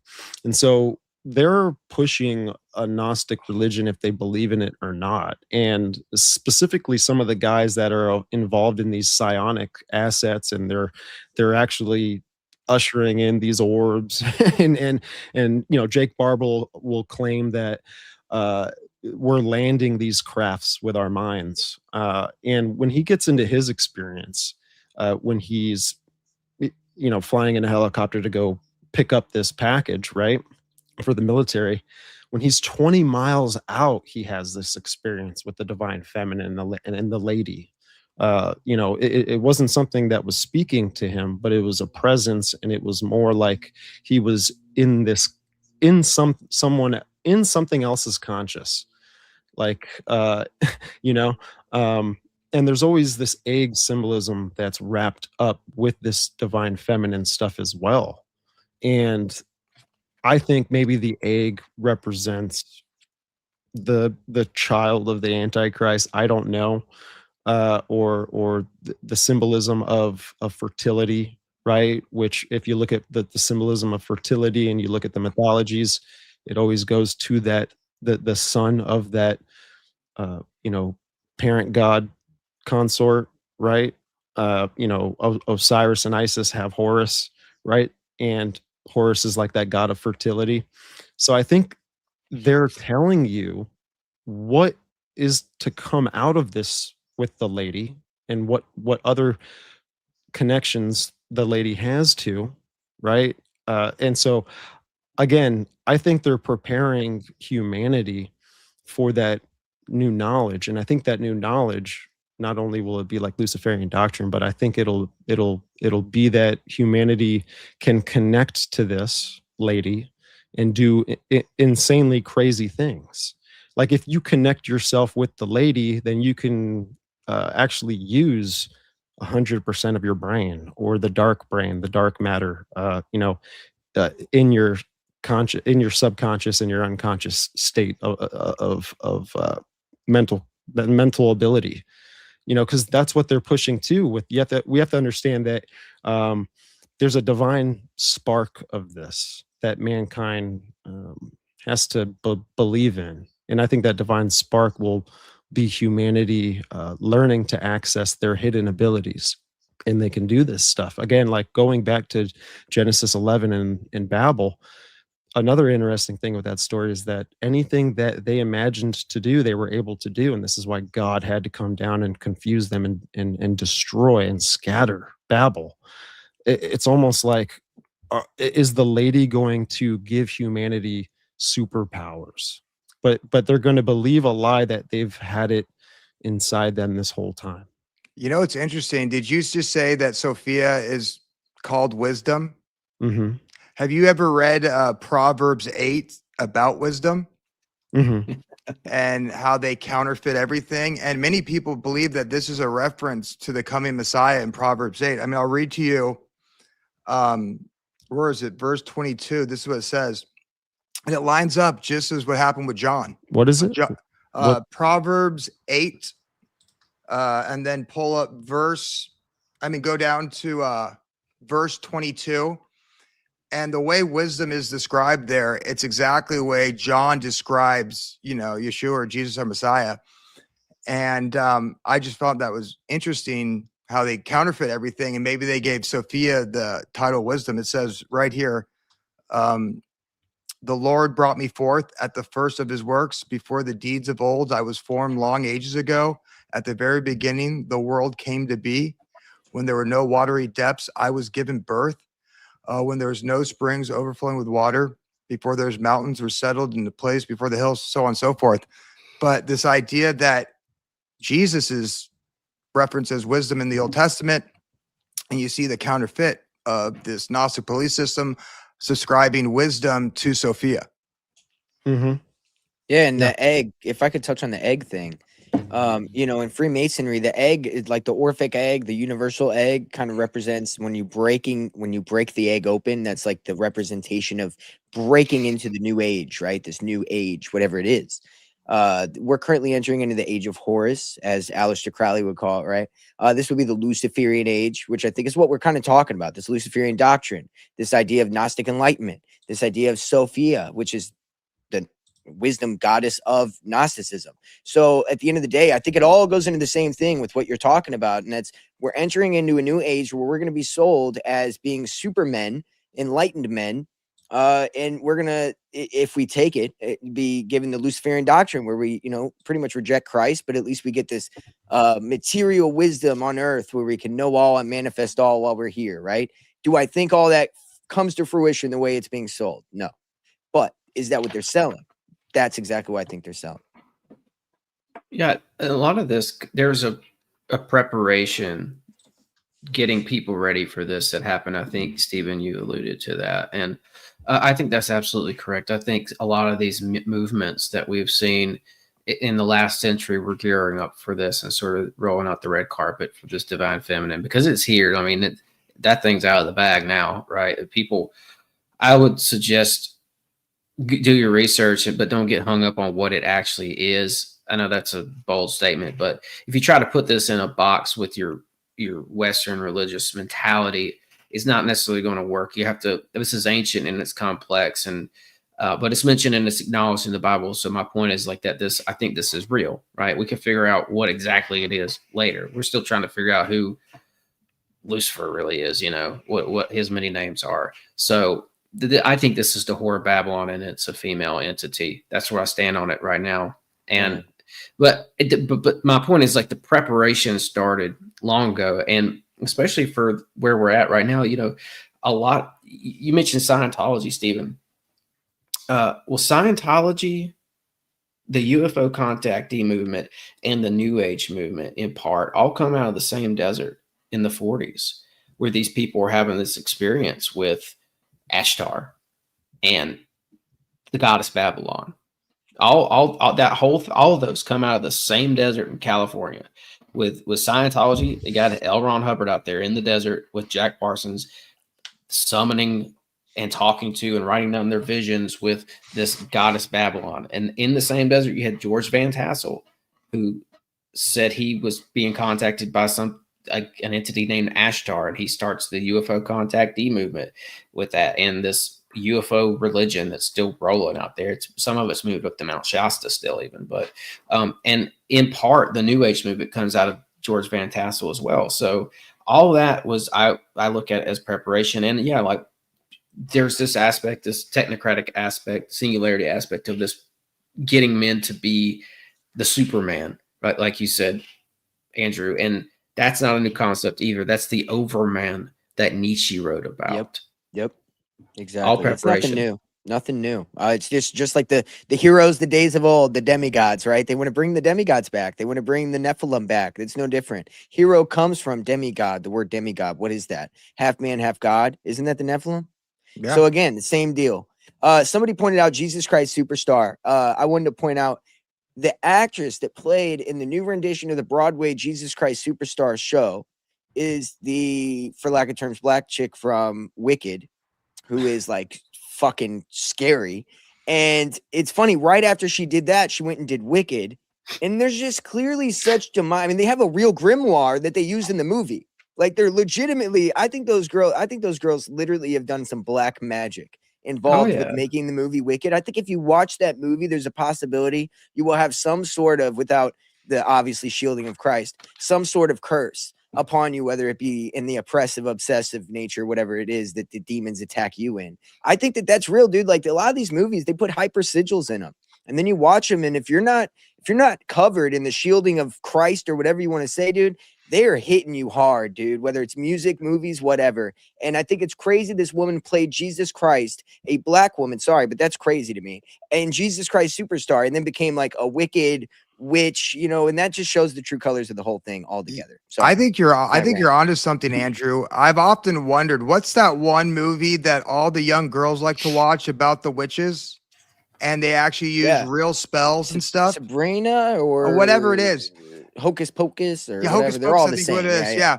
But I wonder that part of this magic trick that these dark art sorcerers do, as far as opening up portals or casting spells on the population, I wonder when you're watching these witches movies and they're actually casting spells at each other, that's entering your room. And I wonder if that's doing something to the area you're surrounded with. And to your point, when you're watching this stuff, you got to stay guarded in the Holy Spirit. Can I tell a story? A little story? It'll be quick. So I watched, did you guys see that new Sean Ryan episode with the priest that's like going viral, this exorcist priest?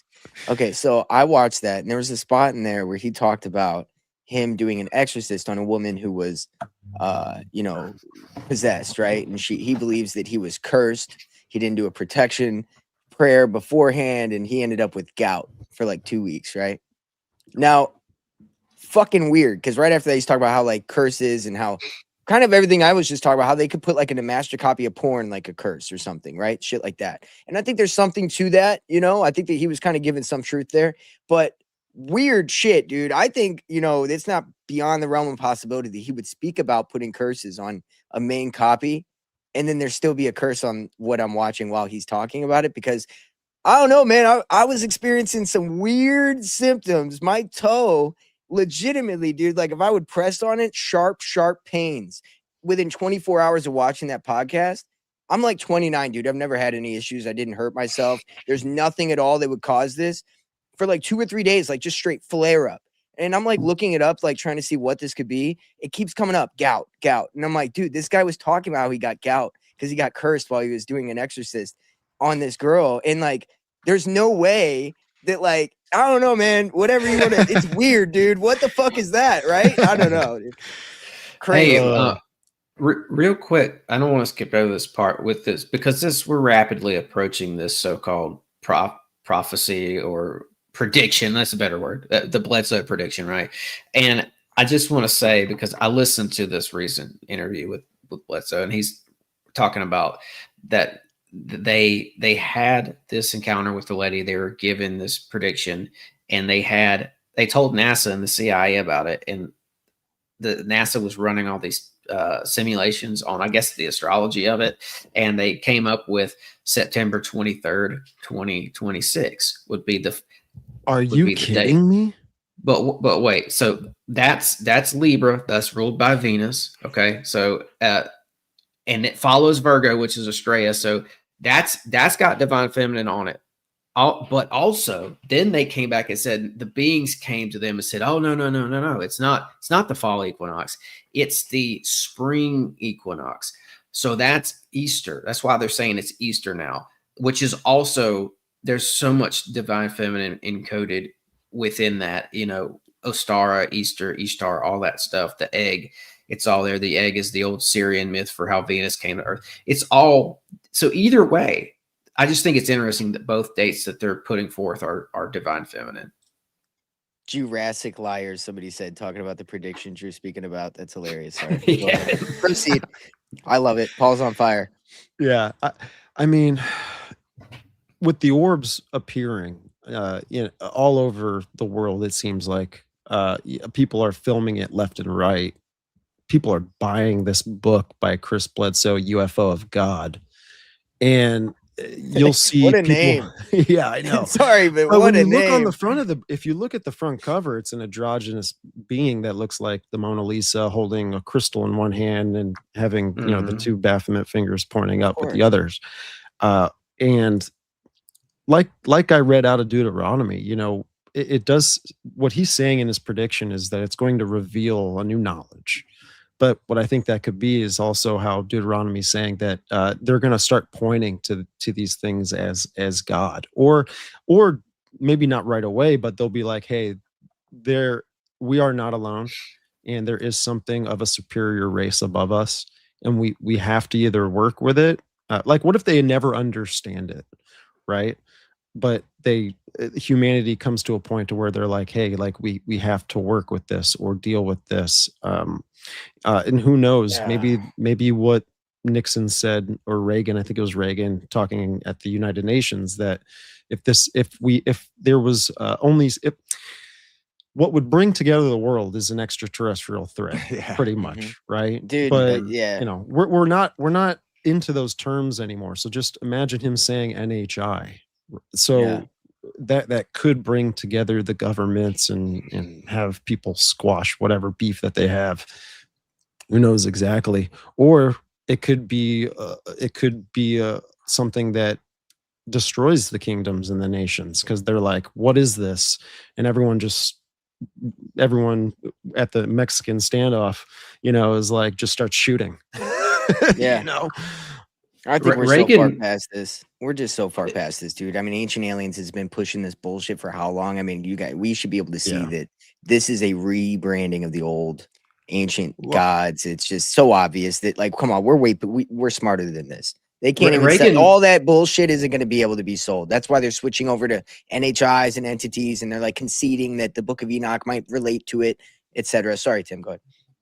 No, I thought you were wrapping it up. That's my fault. I jumped in too soon. But no, I was just going to say about that. Reagan may have been speaking somewhat from the heart with that speech, because I talked about this with you guys before, and I forgot the name of the person. It was Colin Powell who was actually editing his speeches.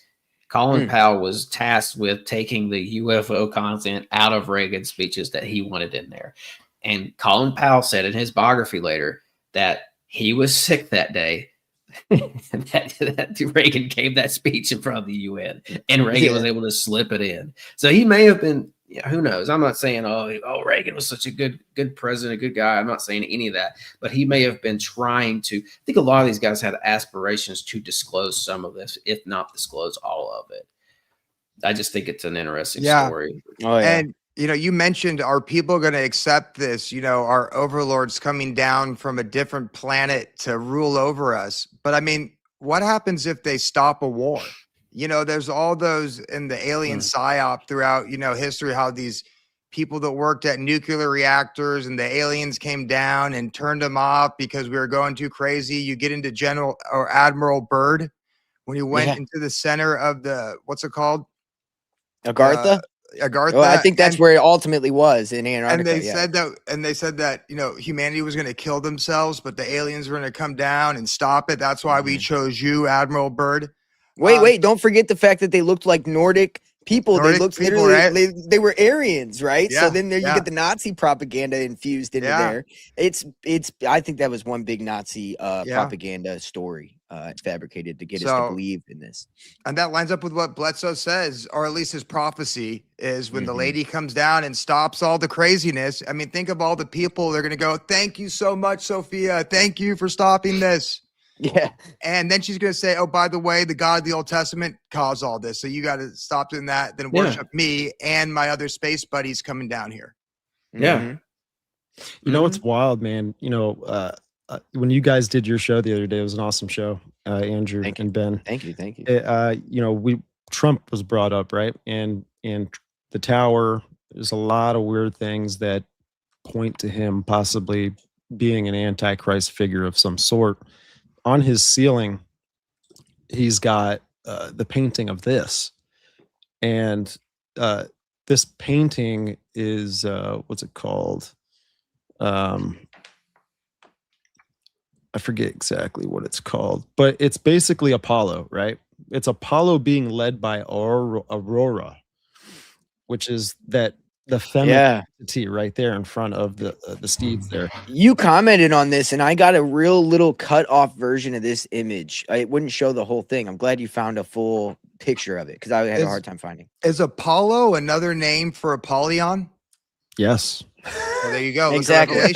Apollyon comes out of the Abaddon. Abaddon, all the same. Yes, exactly. CERN is on top of the Apollo cult for a reason. The old and Apollo you got Shiva the Destroyer right in the center. Yeah, this is just a painting, but what's the little baby carrying? Is that the baby angel? I think he's got a gay ray in his hand. No, I'm just kidding. Is that Stephen? Is that a flower, or is that a staff with a crown on it? That looks like it looks like a small cornet that Promethean has fire on top of it. Promethean fire. That's what comes to mind for me. Why does it look like Cupid, though? That particular one does look like Cupid, no? Yeah. Yeah. Mm-hmm. Yeah. Well, Cupid could be symbolic for the relationship that these two have. Aurora and Apollo. Maybe there's some sort of love there, or some sort of consort together. I don't know. Sorry, but no, you're good. The Promethean aspect of this, something came to mind. There's that saying, the thing about Prometheus and how he didn't create fire out of nothing. It pre-existed in the natural world, right? The fire did, and Prometheus merely stole it from the gods and taught men how to kindle the fire. So man is natural and supernatural because he operates within the given world, and he's supernatural because he can bend that world to his purposes, right? That's the whole Promethean thing. It goes back to the overman, and man becoming something else and having these supernatural powers taking them from the gods. You know, and I've had this thought too. When looking at Revelation 13 and the image of the beast and then the false prophet, you know, the false prophet gives life unto the image of the beast.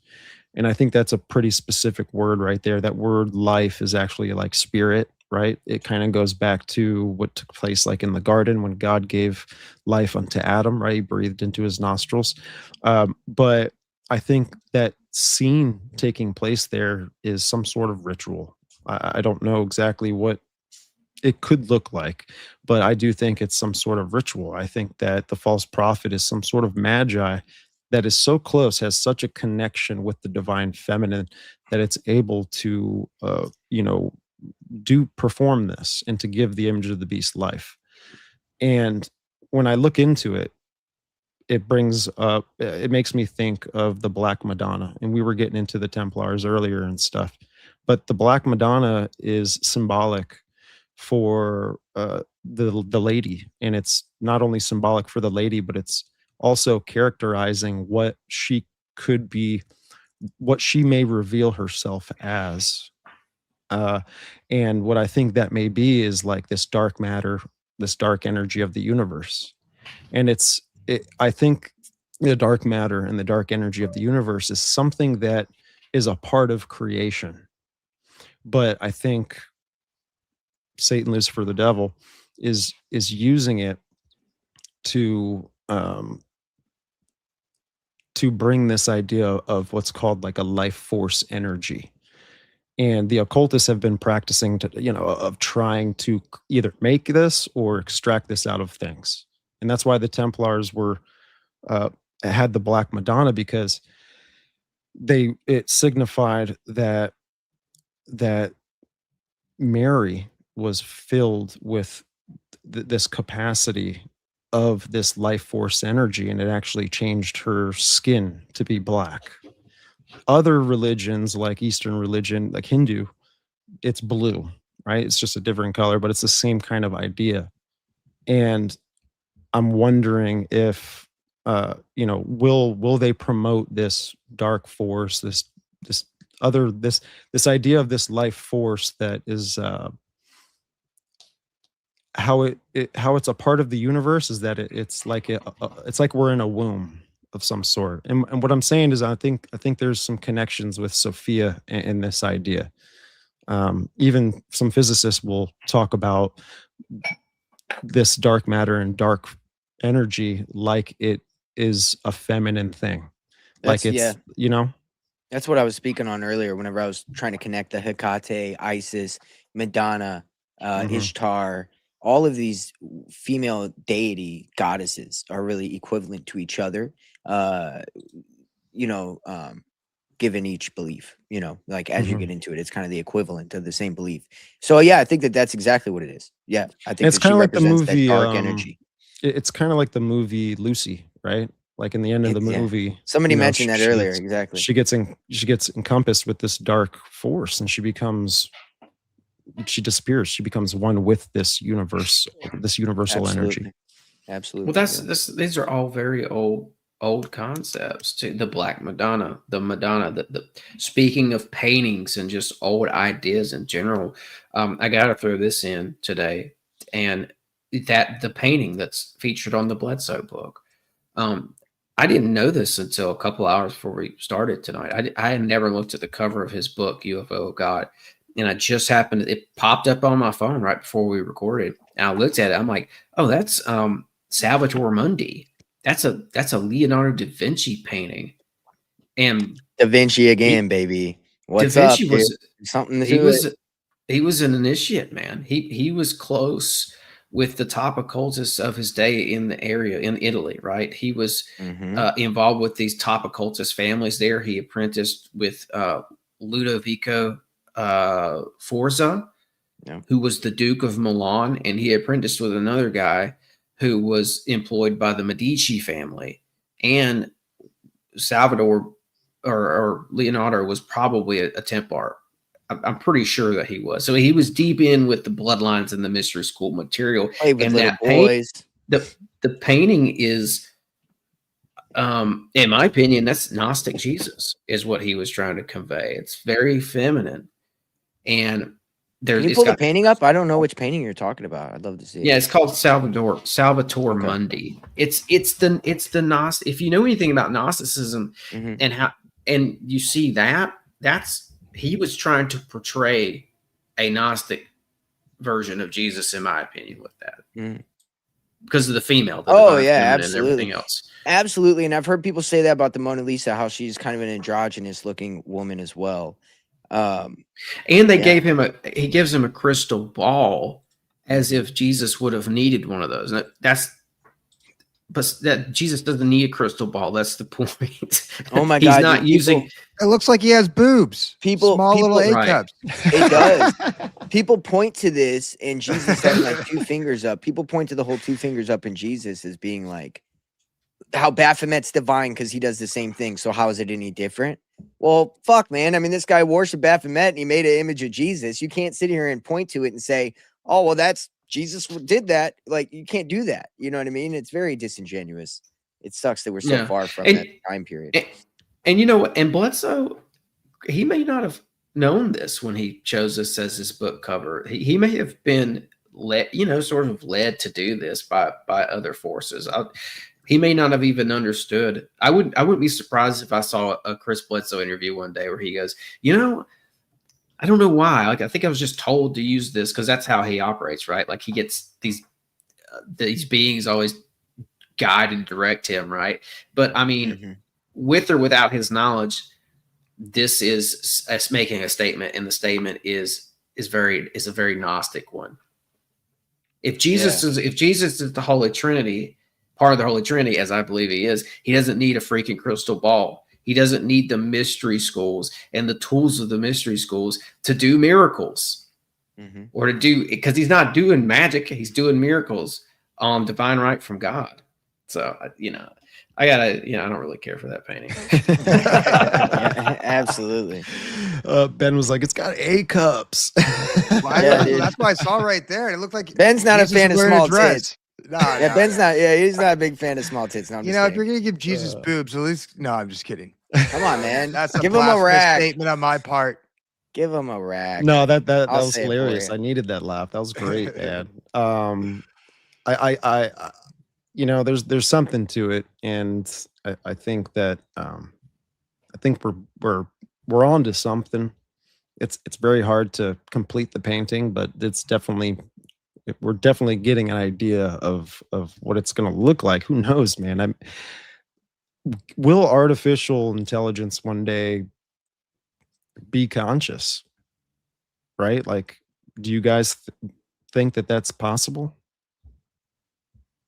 Possibly. I mean, they might already have it somewhere in a base in DARPA. I mean, if you watch that show Minority Report, which was all about pre-crime, it was hooked up to like 3 supernatural females in a water tank. And when AI is now tied to the pre-crime they're rolling out now, who knows if at some point it will be a sentient AI, and whatever that means, I don't know. They keep on changing the goalposts and what all these things mean, but hey, who knows? Because it just makes me think like that if there was to come an AI god of some sort, like it would be, number one, it would be like androgynous, right? And I think it could personify itself as a woman. I really wonder why in all the Hollywood movies, like they make artificial intelligence a female. It's like in iRobot, its name is Vicky. In other movies, it's a woman every time. Vicky. It's just That's a funny choice for a name. I was just reading about how Victoria is a goddess, and the equivalent of that goddess is Nike. And so you got Victoria's Secrets, where they're known as the angels for like Victoria's Secret, and then you have Nike, which is like the Saturnalian fucking swoop, right? It's they like to use the pagan gods for their names and stuff. So I just learned about it. But Vicky, Sophia, right? Epstein's boy. Makes sense. That was Epstein's boy that created Victoria's Secret. Harry Potter's buddy? Oh, sorry. I thought you were talking about the kid from Harry Potter. My bad. Les Wexner. Okay. Yeah. You've been seeing the pictures going around though. The main character from Harry Potter, like Harry, he's got pictures where it says Epstein's boy on it. That's what literally I thought you were commenting about that. I was like, yeah, you talking about Harry Potter? Because he's got multiple pictures, like just kind of fucking dog whistling. Like I'm Epstein's, I'm in the camp. Like what the fuck? I want to show you guys a video, man, and I guess we can wrap it up after this video plays out, and we can give our thoughts on it. This was a guy that I watched his interview. Again, I've been sucked into the UFO thing because the lady dragged me into it. Damn it. Excuse my language, but there's something to it. And like I said earlier, these psionic asset employees of either Skywatcher or other divisions that are out there, they're talking about not only Scientology, but there's a new thing that's at least to me, the Urantia book, and the Urantia book is not something I've gotten into at all yet, but I really want to get through it and figure out what the meaning is of it. So this guy, oh wow, shout out to Eminem Morpheus. Appreciate your brother with the super chat. Much love, man. Thank you so much. Hey, we got a good crowd tonight, man. And you got a couple other supers. You got a couple other supers, just so you know, up there. Under your wow, really? Yeah, oh, snap, Craig with the. Let's go, Craig. Appreciate it, man. And then you had Neff Hunter too. Neff Hunter, let's go. I'm sorry. I'm so zoned into this conversation. It's a good one. Hey, this book may have come out in the 40s. Yeah, they don't know exactly when it came out, but it's in between 1922 and 1950. What's it called? In that time, the Urantia book. Urantia is supposedly like the name of Earth. And again, it's probably got some crazy ties to some Scientology ideas and stuff like that. But it was supposedly written by Elohim. Again, it's kind of like another thing with Aleister Crowley and the Book of the Law. They're kind of channeling information into literature from non-human intelligence, I guess, to globalize that or generalize Tex that. Mars, I think Tex Mars talks about this whenever he was alive. He was a Christian conspiracy theorist that had his fucking hand on the pulse, dude. I highly recommend checking him out. But he spoke about, I think, a book just like this, where they spoke a lot about this idea of like these new age Christians, how they're like channeling Jesus, or like, they're imagining Jesus in these meditation rooms, things like that. And how there's this Bible almost, which is almost like an alien Bible that came out that sounds a lot like this book, that that they're kind of guiding people to merge all the religions together, as we talk about the Luciferian doctrine. I wonder if this is one of the literatures he was speaking about. Who is it? Andrew, who is that guy that put the book out? Tex Mars, dude. I highly recommend. Okay. Yeah. You start off with Dark Majesty, dude, and you're on a roll after that. It's over. Yeah. Yeah, I've seen him talk before and clips. Great work. Great work. So it's a 2-minute clip. So we'll run it. And then like femininity and sense of humor all rolled up into one. Like when. All right. So real quick about this guy. This guy has ushered the egg. He's landed the egg. He's played with the egg. I don't know what he's done with the egg, but he talks about it a little bit earlier in the podcast. And he also talks about having like this connection with the universe from a early young childhood. So we'll play it. She comes the egg. Hey, wait. The egg, Stephen, like from Jake Barber's story. Mm-hmm. Yeah. So this guy's the part of the whole thing. Yeah. He is a part of the psionics team. Okay, I got you. That does all this stuff. Now, the one thing about the Barber story is that Jake believes that egg that he transported, that he had that experience with, that it was landed there by a psionics team prior to him ever knowing about the psionics and this whole division, and before he got involved heavy with it. So I'll run it back. Grandiosity, and then like femininity and sense of humor all rolled up into one. Like when she comes, she's very she just seems important. She seems very important to me. Like she has something to do with disclosure. Like she's some sort of guiding force of disclosure. And every time that I've kind of had the interactions with her, she'll come in and give a light little touch of like happiness into our interactions, and also a sense of urgency into actions. But I get this feeling of disclosure, like for some reason she has something to do with disclosure. She has something to do with, I'm going to guide these people to make something profound. And this is kind of where I go into, how much am I willing to walk the walk and talk the talk kind of deal. Because I think that if I follow that leading enough with her, that I feel like there could be potential, like a really grand display of interaction, I guess I should say. Like that's kind of what I've been led to believe. Like, hey, continue on this path and you will kind of get some of these things that you're requesting. Landing a craft, doing something like that, right? That's something that she's kind of showed me. She's like brought, at one point, she kind of popped into my vision and then showed this egg craft coming down out of the sky, showed me how to get up into it through this cynetic overlay conversation that we were having. And so I kind of climbed up into this egg, and then I had what I call a split consciousness event, to where my consciousness is split in between two things. And I was actually flying this craft, but I could see myself on the ground, right? So I was on the ground, but then I could almost see this other screen. And it was like I had two different consciousness, almost like when you're playing piano, you can use two different hands and they're both simultaneously doing something. But, you know, I was able to fly this craft and do things kind of into that craft. And I don't know.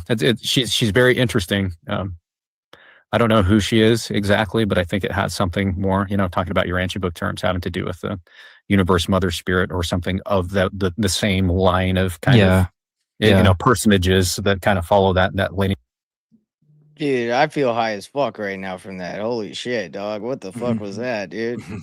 That guy just got me fried, dude. I don't even need to smoke the rest of the night, bro. What the fuck was he talking about? That dude's tripping. I mean, you know, whatever. Those man. are pods. Channeling, back to the channeling shit. I just think it's weird, man. It gets weird. Yeah, the eggs are like pods of some sort. They're like little UFOs, I think. You know, you see that in the Serbian fresco from the 1300s. In this monastery in Serbia, they've got a picture of Jesus, and then they've got the two little pods, little UFOs flying in the sky, and the little UFOs have the mark of the divine feminine on them. In the painting, even they've got little 8-pointed stars on them. This pod thing is a UFO thing for sure. And yeah, I just think this is a secular way of pushing us to channel demons. Yeah, or the divine. I mean, all these guys are like, oh, aliens, you know, the C5, I can communicate with these things. Like, it's super cool. But if you really know what's going on, this is all, you know, demonically inspired. The quote unquote aliens that are coming are definitely nefarious at this point. So, yeah, I think they're just trying to get us to, you know, communicate with that divine, you know, feminine alien psyop, which are ultimately in demonic nature. And when you're looking at Aleister Crowley, I mean, he talks about the egg whenever he's doing the whole visions with Lamb, right? The entity Lamb.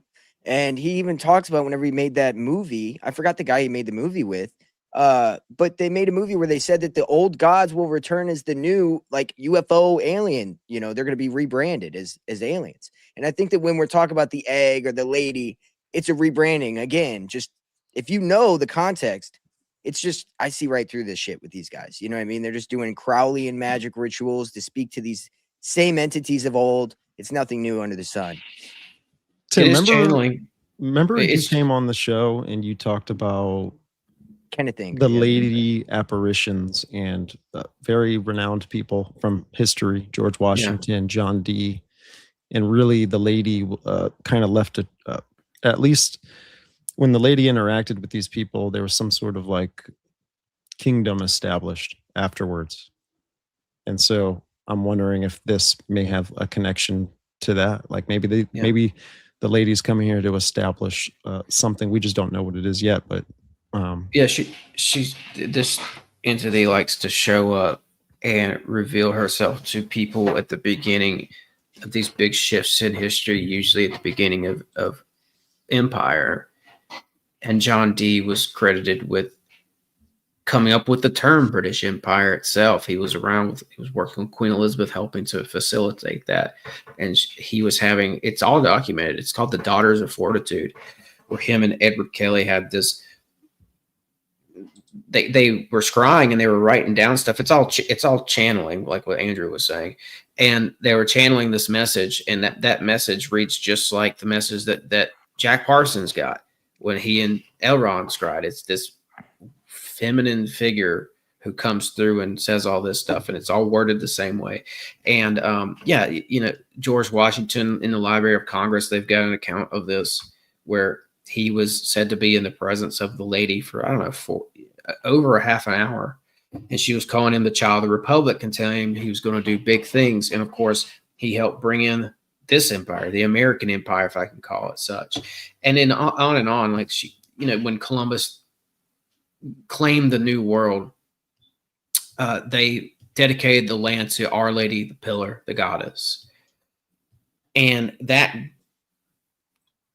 Our Lady, the Pillar, was said after that to come to people and ask them to do things and all this. And it's always at these big shifts where empires are springing up. And I wanted to say real quick that on this book that you brought up, Steve, the Eurasia book, William Samuel Sadler is the guy who published it. And he said that he was, the book is said to have resulted from Sadler's relationship with a man through whom he believed celestial beings spoke to at night. So this guy that he knew was talking in his sleep, and they were in there writing it down, I guess. And they believed that they were channeling celestial beings. And that's how you get that book. It all goes back to channeling. But yeah, I'm sorry, Stephen, what was I don't know if I got off your original. Oh, no, you got it. You hit it. That's exactly what I wanted you to say. That was perfect, man. And I saw as well that Bigelow, right? The guy, Skinwalker Ranch, all that kind of stuff. He also shares a testimony about the lady as well. Let's see if I can pull it up real quick, and we'll run this.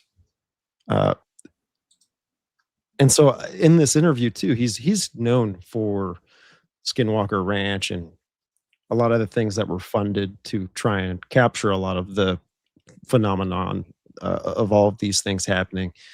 And I'm wondering if this is him tying in the lady now with the rest of the other guys that are throwing this into the narrative, right?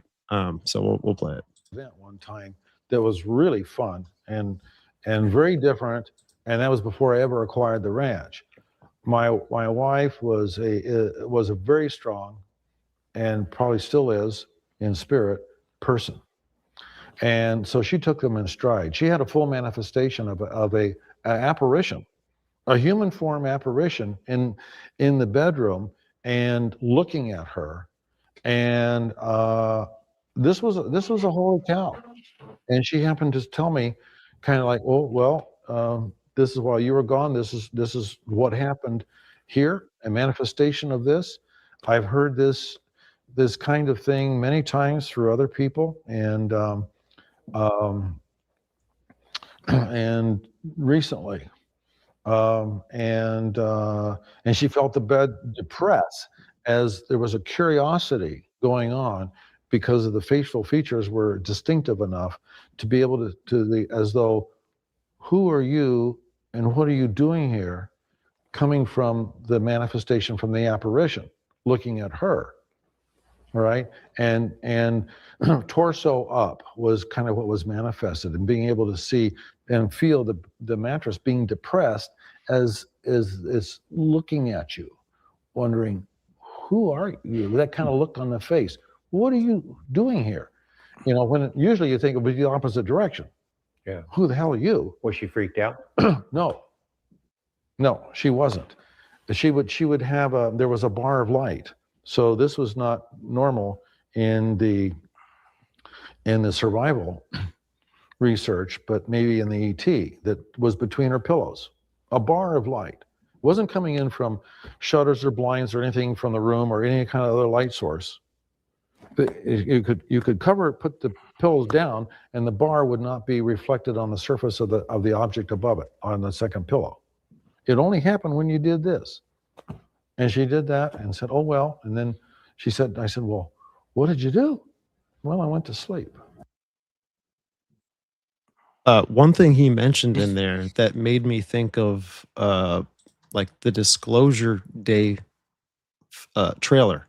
In the Disclosure Day trailer, the woman is wearing a red dress when she's announcing to the world about disclosure. She starts talking with this clicking dialect. It sounds like it's alien. And in that trailer, they show you a piece of technology that is able to manipulate or connect you to these NHIs of some sort, and it's a bar of light. It's a little thin rectangular bar that when it's activated, it turns into light, and it is what the woman who gives the disclosure on the news broadcast or whatever, it's what she's holding at the end of the movie, and she's like looking at something that is like amplifying light at her, and everyone's looking at it, and it's kind of like they finally have disclosure at that point where they actually see what it is that's controlling it or in control of the technology. But I do think that the technology plays a part in this because it's going to help us connect to this God. And maybe that's what the mark of the beast might be. Who knows? Where it'll help with the communion. I don't know. I don't know. What are your guys' thoughts? Real quick, fellas, I hate to disrupt the conversation. I got to run real quick. Oh, shoot. Yeah, man. Yeah. Yeah. I just want to say, hey, it was a pleasure talking with you guys. God bless all you guys. God bless the chat, and let's abide in the spirit. But I got to run real quick. Sorry about that. All right, brother. All right. Hey, love you, Peace man. out, brother. Folks, Love you check guys. out his stuff. See you around, Ben. All See ya. right, man. Thanks, Ben. Yep. But yeah, we'll close with this, man. I know I'm dragging it on here. I apologize. So yeah, what do you guys think with the technology, and what role do you think it'll play if these guys are saying that the lady has something to do with disclosure and all that? Yeah, you can take it, Andrew. You want? Again, I think that, I get so sick of getting beat on the ears by these guys with these fucking stories. It's like, how many times you got to resell these, the lady and the lady and the lady and the, we all took ayahuasca and we saw a lady together and we all did this and we saw a lady. There's a lot of it, and it just gets old. And to me, I look at it this way, like Sam Tripoli and like Ben pointed out earlier, they've hardwired mysticism. They've done a very good job with mind control, mind conditioning. I think they've figured out how to do it on a mass scale, how to do it digitally. I think that that's what the point of this technology is. I think they got this technology from these entities that they do talk to.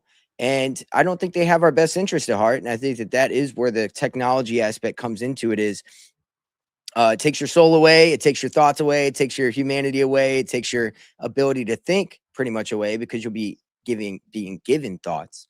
And so all that together, we aren't even people as we know it today. Right. So that's the plan. And I think they could sell it however they want with this, whatever. But yeah, that's where I'm at.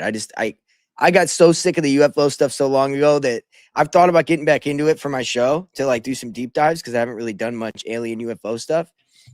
I can't do it. I can't get through it whenever I listen to these guys. It's just it doesn't work.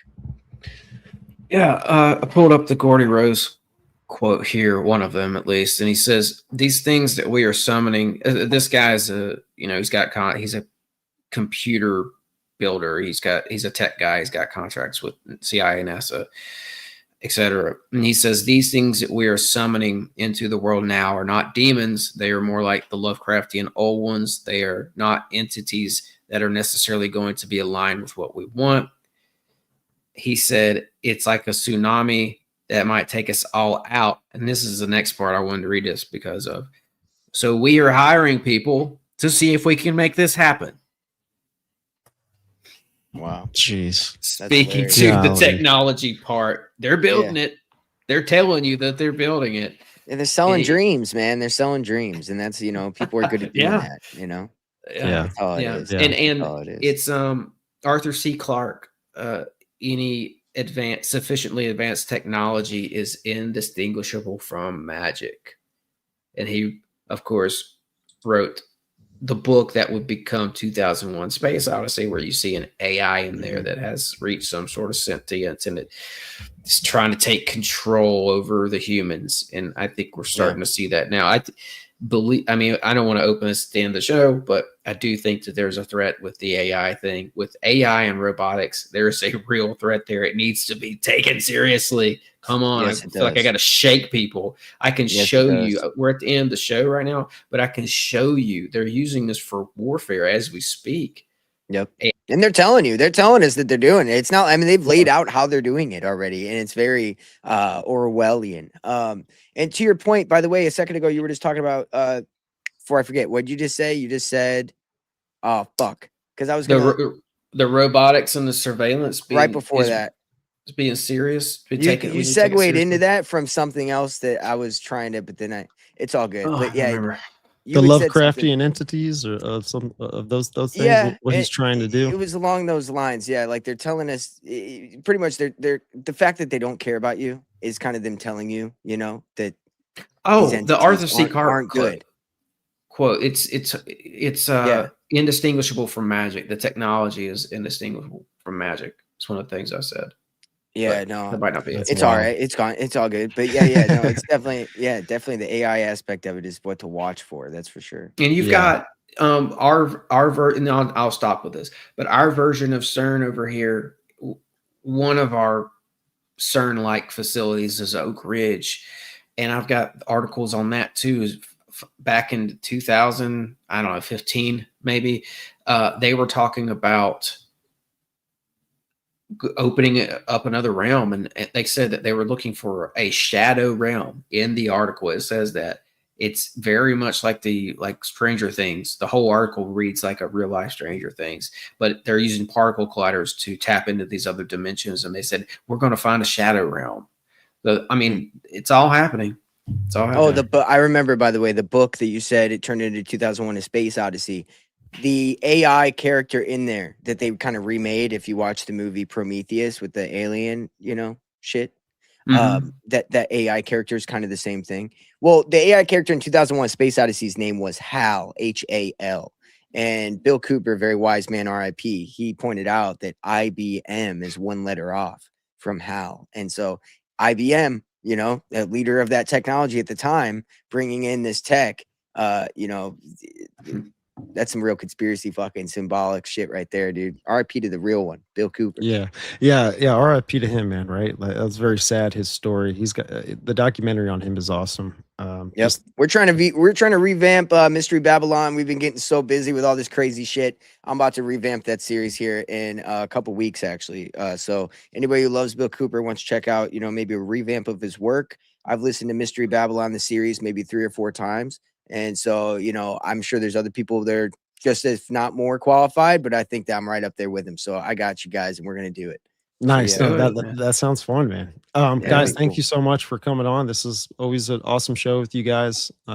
This was a deep one, man. Deep one. Definitely. Ben, brother, thank you for coming on. I appreciate you.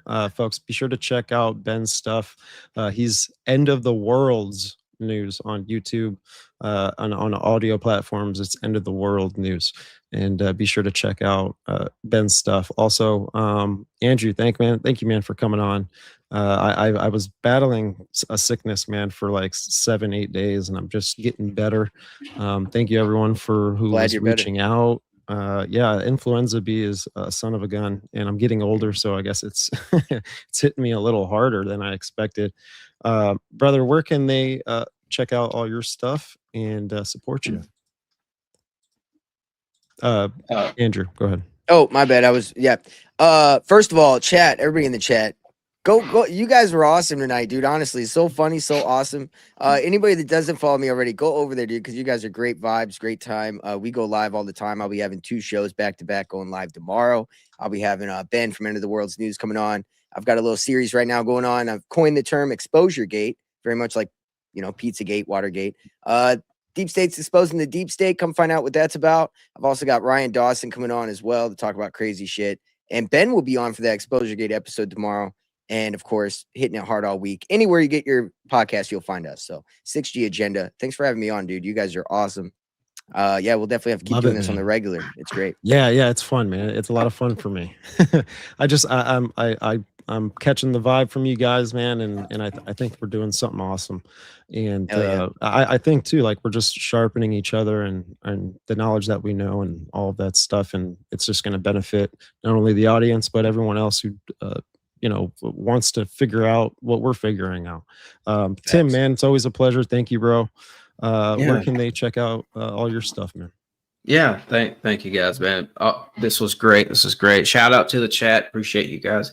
Appreciate the good vibes there and just people showing up and showing out. And you can find me at Sixth Sensory Podcast. Spell it out, SIX. You can find me on Spotify, YouTube, Apple, and Patreon and Instagram. Best place to find me is Spotify. If you like this conversation, I just dropped one with Chris Matthew.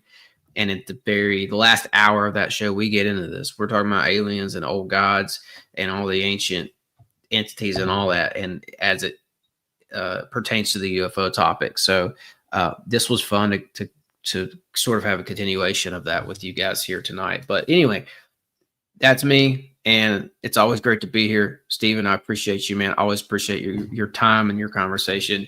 Andrew, I enjoy talking to you too as well. And Every Ben, time. shout out to you, brother. I appreciate you, What up, man. Ben? And that's all I got. Love it, man. And also thank you everyone for tuning in with these conversations. We take it pretty seriously. I know I probably should get to the chat more often, but y'all are so cool. You guys understand. Thank you for tuning in. Be sure to support these guys and their platforms. And if you haven't done so and you want to support my show, just hit that subscribe button, like the show, share it with your friends. And let's get some comments on this video. Smash that like button. Also, check us out on social medias. Guys, thank you so much again.